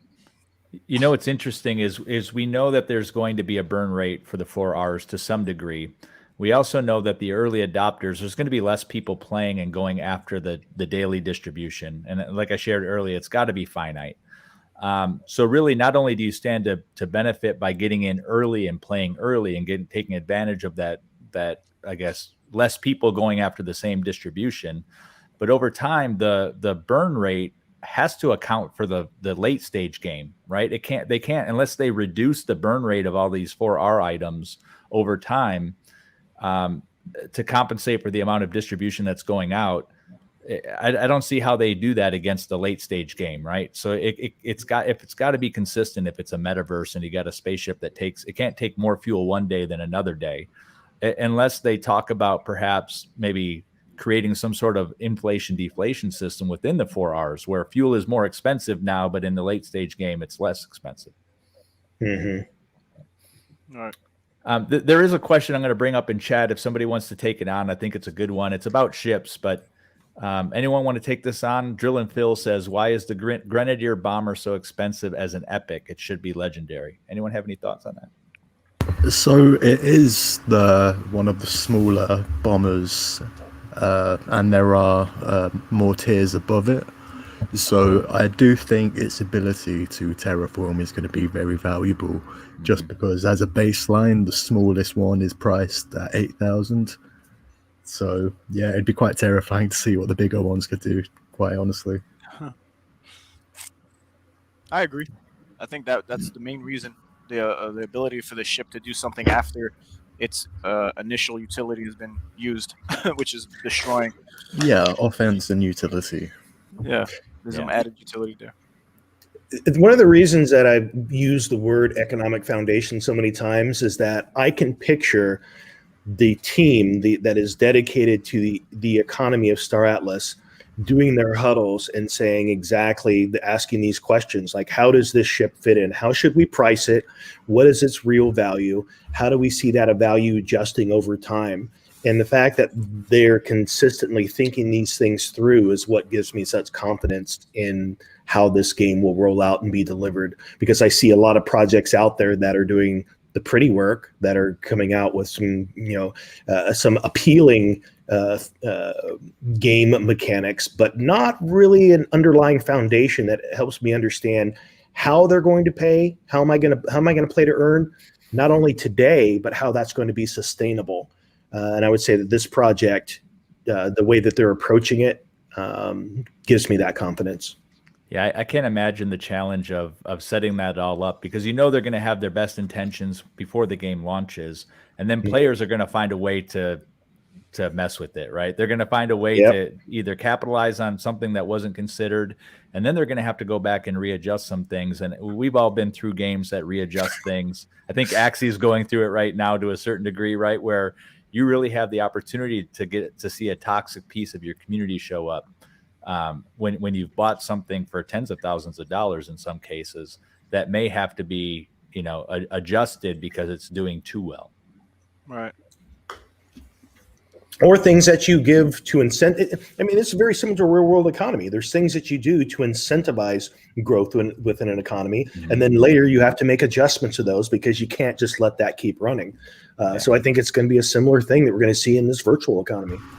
Yeah, one thing I would like to see is for there to be a character progression for the mini games. So if you have someone from the beginning and you use him throughout, and by the time Unreal Engine comes about, they're overpowered as hell, that would be quite awesome. But since we're not sure if you're going to be able to lose assets in the mini game, that would just be like a graph going directly up pretty much constantly. Mm-hmm. So, what'd be interesting about that character progression idea is if with the end game, if it can be visual also, right? We know in Illuvium, there's some sort of character progression that shows up from a visual perspective.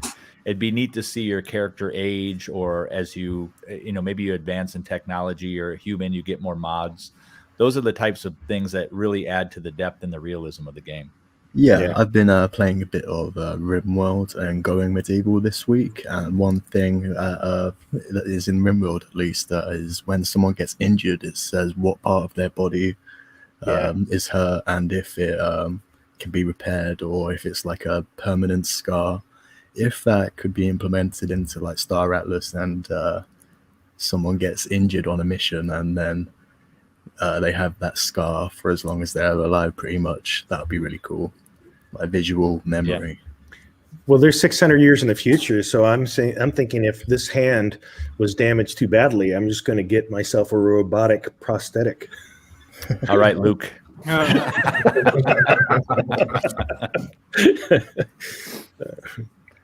What else we got there, Jesse? All right, so there is the mini game. So the question becomes is what is going to take place after that?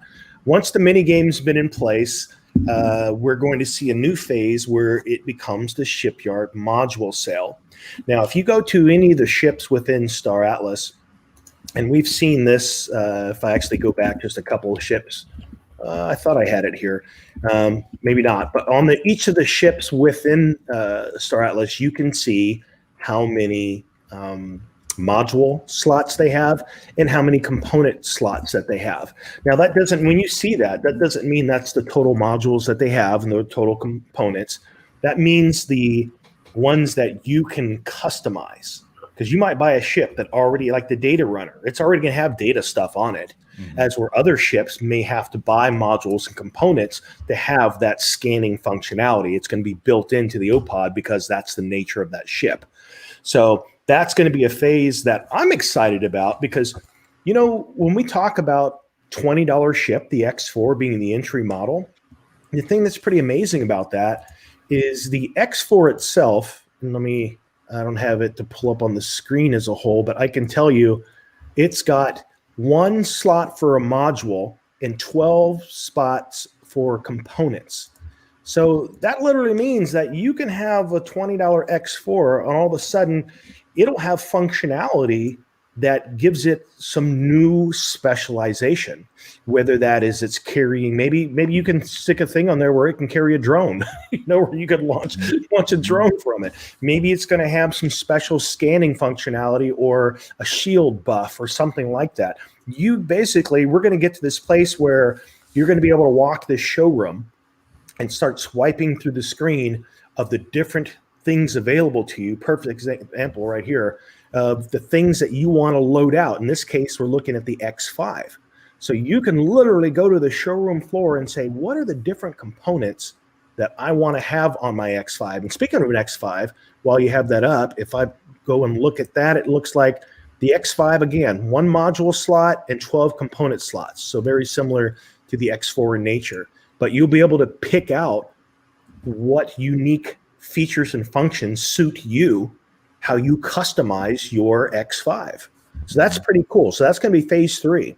What do you guys are thinking about that? And we've had some little tips and things that have been dropped by Buntius in the foundation room about what components are and what modules are.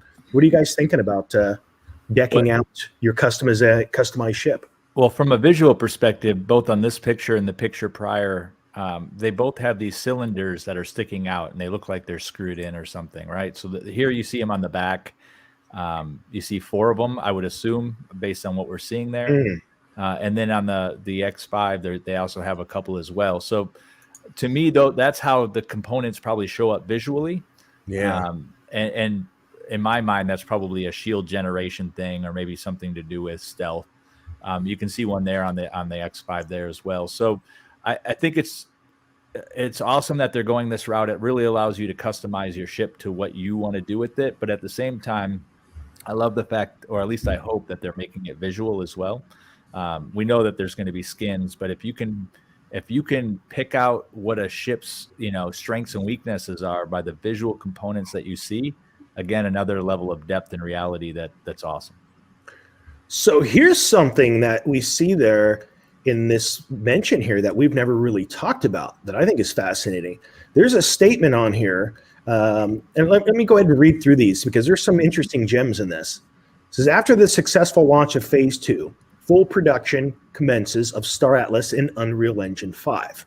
The first milestone of the game version will be a functional shipyard module. So basically they're saying that at some point, the first experience we will have of Unreal Engine 5 in the 3D version of the game is to be able to enter the shipyard where we can kind of walk around and kind of pick the modules. Then it says this mode allows players and collectors to view their final in-game assets, but is limited to the shipyard of their chosen faction's central space station. These assets will include crew, components, and ships. Now, is that to say that our options for how we deck out our X5 are going to be different in each faction? Yeah, that's a good point. I based on what I'm seeing there, that sounds likely, and it kind of speaks to what they've said around the different things that the factions are successful at, right? So for Oni, we saw value in stealth and scanning. So maybe in the Oni, space station, that's where you're going to get the best of the best, and maybe get lesser of the other stuff. Yeah. Yeah, that's interesting. That's going to open up opportunities for, black market smuggling. If someone does want to sell you a full ship that comes from, the mud or from the Oni or, Rooster, yeah, that's going to have additional value because it will be less common in your faction to have those components. That's pretty cool. It says there that another wave of assets to be publicly purchasable will be made available. I'm assuming at that point they're talking about things such as ways to kind of deck out your mining operation or your space station, perhaps. And that's another thing. So far we've had a big focus on ships, but there's going to be a point in time where you are going to be considering how to expand your space station. Your space station is going to start off, depending upon the one you have, could be a tier 1 space station. But it has been mentioned when people have asked that you can expand your tier 1 space station eventually to a tier 5 over time.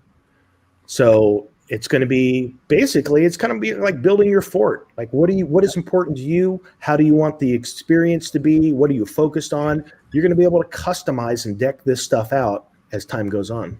Yeah, I suspect we'll see crew, we'll see components, we'll see modules. We also know that the charm slot is now something that interacts with the ship. I won't give too many details about that, but if you're a Foundation member, you know what I'm talking about. There's a whole there's stuff for sale right now that people don't even know the value of on the marketplace, just because they're not staking their nitro into that Discord and learning some additional stuff. So I'm excited to see what comes with the shipyard module sale. I think the idea that we'll be able to actually walk around our ship in full Unreal Engine 5 for the first time, which is going to be beautiful. I mean, it's going to be just gorgeous. Yeah. Yeah. So when you talked about shipyard view there, I brought up this picture for a moment. So it's what I imagined as being able to walk around and see everything, being able to take parts off and attach things. It's a great image. I mean, it gives you perspective because you can see the X5, you can see humans standing around, and then you see the R8, which, by the way, has not gone on sale yet, and it's decked out. And the customizations on that have got to be nuts, the different things that you can put on it. But it looks like up front, we've got a big fuel cell. So it's a repair ship, but it's also a refueling ship, and it's probably other things depending upon how you choose to equip the loadout. So yeah, that brings us to phase 3. What do we have for phase 4? Oh, and by the way, the last thing in phase 3 there, it says ongoing revenue via mini game sales. Now, again, we don't know exactly what that means, but my guess could be the part where they're talking about land sales. It could be other things that are associated with your space station, or mining operations, things like that. So we don't know what those are, but there will obviously be other things of value made available. And that brings us to phase 4, which is the final pre-sale at beta. So we're going to be in this phase of beta for quite some time. That's what we're all a part of. And so there's going to be lots of bugs and things along the way. But that's kind of the nature of the beast for being early on, being a part of this. And it's great that we're in a community that likes to see everyone participate and give feedback and build along the way. But it's saying once the beta version of Star Atlas is deployed, all remaining pre-live assets go on sale. I'm assuming that, again, this could be the land phase. Who knows what other could be components. Maybe this is where you can buy an R&D lab for your space station. What do you guys think? Well, it could be the cosmetics. It could be so much, right? It could be where we customize how we show up in the metaverse physically. I think there's going to be a huge opportunity there with skins and hair and tattoos and all that other stuff. Yeah, I mean, the sky's really the limits on what they can do, and what we don't know is when this phase is actually going to launch. So we may see all that stuff ahead of time. Yeah. This literally could be a year and a half out. Yeah, and the fact that 2 years even. Yeah, I think it's amazing that once beta hits, it's going to be such an upgrade from the alpha, where you're going to have so much more that you're going to be able to do. It's going to almost feel like an actual game. Right. And what's good, you guys have kind of mentioned this too.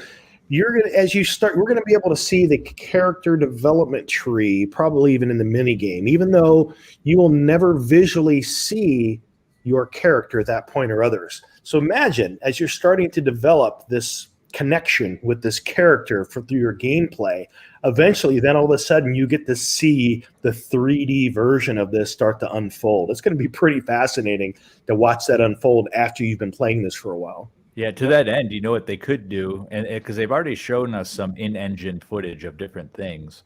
If they were able to give you your avatar in just a room or some sort of staging area, whereas you are building your skill sets or maybe buying certain things, where you can just look at your avatar, not necessarily interact with the metaverse, but actually see your avatar. That sounds like something they could do before you going live with the full engine.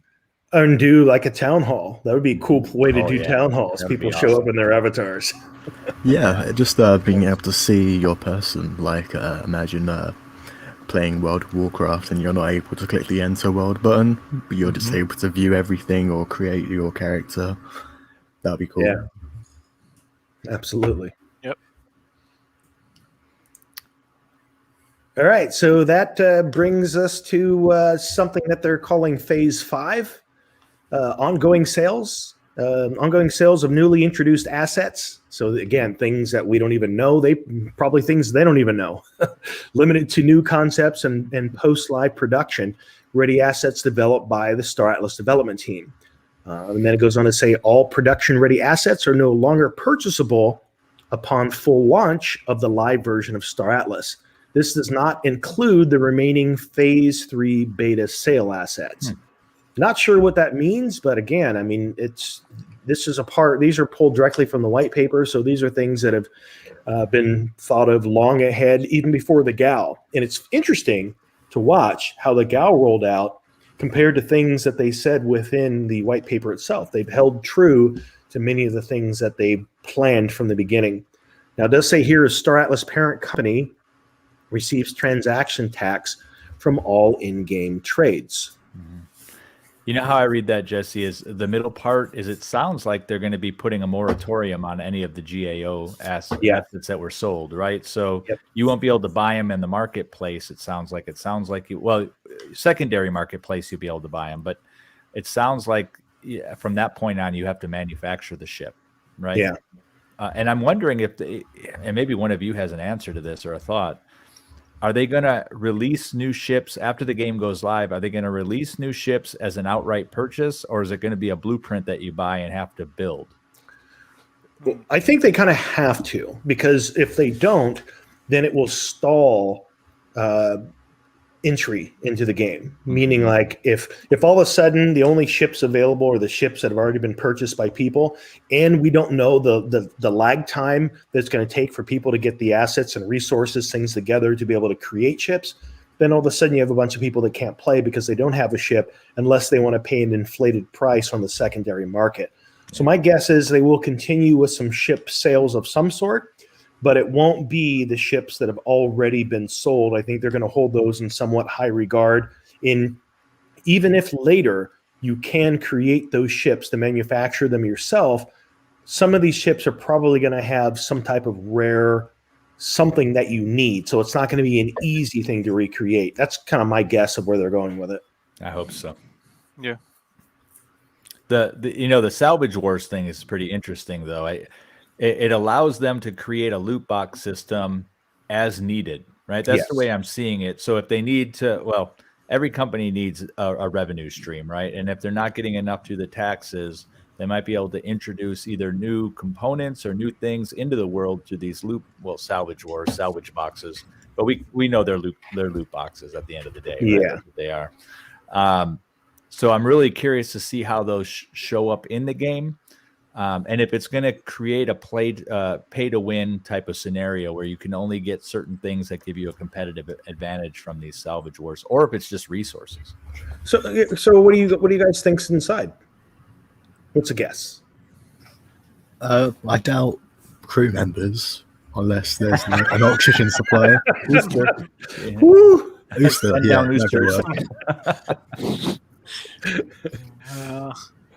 Well, I think you're going to see probably ship components, some modules, probably some resources. I'm not sure about skins, but maybe skins. Maybe skins. It's going to be interesting because I think I know all of us well enough to know that we're probably going to participate in this to some degree just to see what we get. So it's one of those things that it's kind of commonplace in games now. Yeah. So I don't really have a negative perspective on loot boxes, but I know some people in different gaming communities do. And if this does provide a competitive advantage, that's just going to create some toxicity in the community. Yeah, I think it's a way for Star Atlas. It's kind of like their back pocket way to make some additional money as things develop.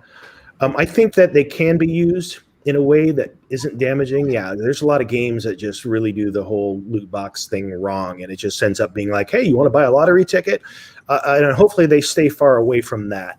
Now, some of the things I'm thinking about could be in here would also be raw materials, and even some raw materials that have made it to the refined material stage.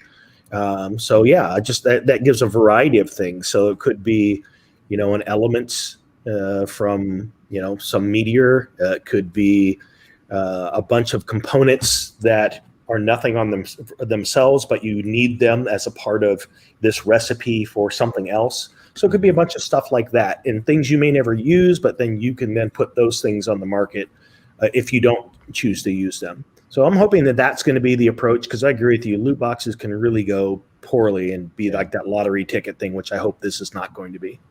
Well, another thought on the loot box thing is, I think you already said it, it might allow you to get resources that you couldn't get any other way. So if maybe you're really heavy into one faction but don't have the ability to get resources from another faction. So there's that piece. Yeah. But what would be really neat to see is if you can buy them and sell them unopened, right? So let's say they have different epochs or phases of these salvage boxes, and you buy them and hold on to them until 2 or 3 different versions of them come out and see if there's a resale value on them. Yeah. That's a good point. That does usually happen with projects of any sort. You buy more than one, and then you speculate on what happens after the fact. So well, I'm speculating on some charms right now for sure. Yeah. Lucky Charms. Anything else in there, Jesse? So that moves us to a whole nother section. Again, just things that I've pulled randomly that I think are relevant to talk about. And this is from another section. It's just talking about asset use cases within Star Atlas. But there's 4 points here, and one is in-game professions. Another is asset brokerage, node staking, which is not really clear. So that's just something for us to kind of ponder what we think it really means. And alternative game clients. So we're at 2 hours and 10 minutes. I don't know if this is a point where you'd like to bring this into the next episode or what your thoughts are, but either way. Yeah. Well, my personal mindset is it's probably a good time to break down for the day, but I'm open to other thoughts. Anybody else? Yeah, it's been a good show. Yeah, I agree. Yeah, it was very nice. Very nice to have Koji-san on, and that went well as long as it needed to. It was a good time, and as always, we have some things that sit in our back pocket if we want to pull them out. We do have some other industry news that we're going to push to next week, just in the interest of the great dialogue and conversation we had last week. But before we close out the show, I'll just go down the list and see if anybody has any last thoughts or questions. Jesse, any last thoughts or questions? Again, I think we're in the space of the calm before the storm. You get to see here maybe some talking points for next week, unless all of a sudden we get a bomb dropped on us with something that's going to be big news about Star Atlas.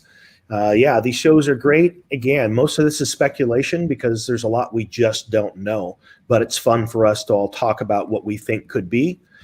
You've heard us talk a bit about our pride in the guild that we've all developed, that is Rome.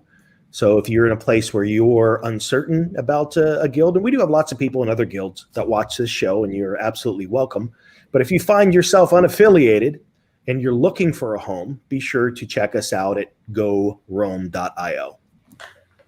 Very good. Thank you, Jesse. Ray. Yeah, I'd just like to also mention to like and subscribe to the YouTube channel. It definitely helps a lot. Visit the Discord, support us on Twitter at Rome Guild on Twitter. And we also have Metaverse Nomads. And the difference between that is that Metaverse Nomads is the umbrella brand and Rome is just a guild under Metaverse Nomads. So you can find us at either one of them. And hopefully we see you back next week. Tell your friends and see you in the Discord. Tell your friends. Thanks. Thanks, Ray. Fancy, any last thoughts?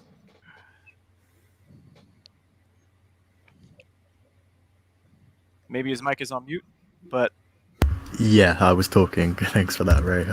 There's going to be a trailer for Illuvium on the 29th, and that's going to be something we are going to be coming back to.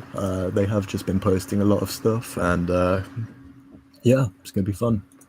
Sweet. Very good. Nice. Sneak peek of some Illuvium stuff there. Bonafide, any last thoughts for the day?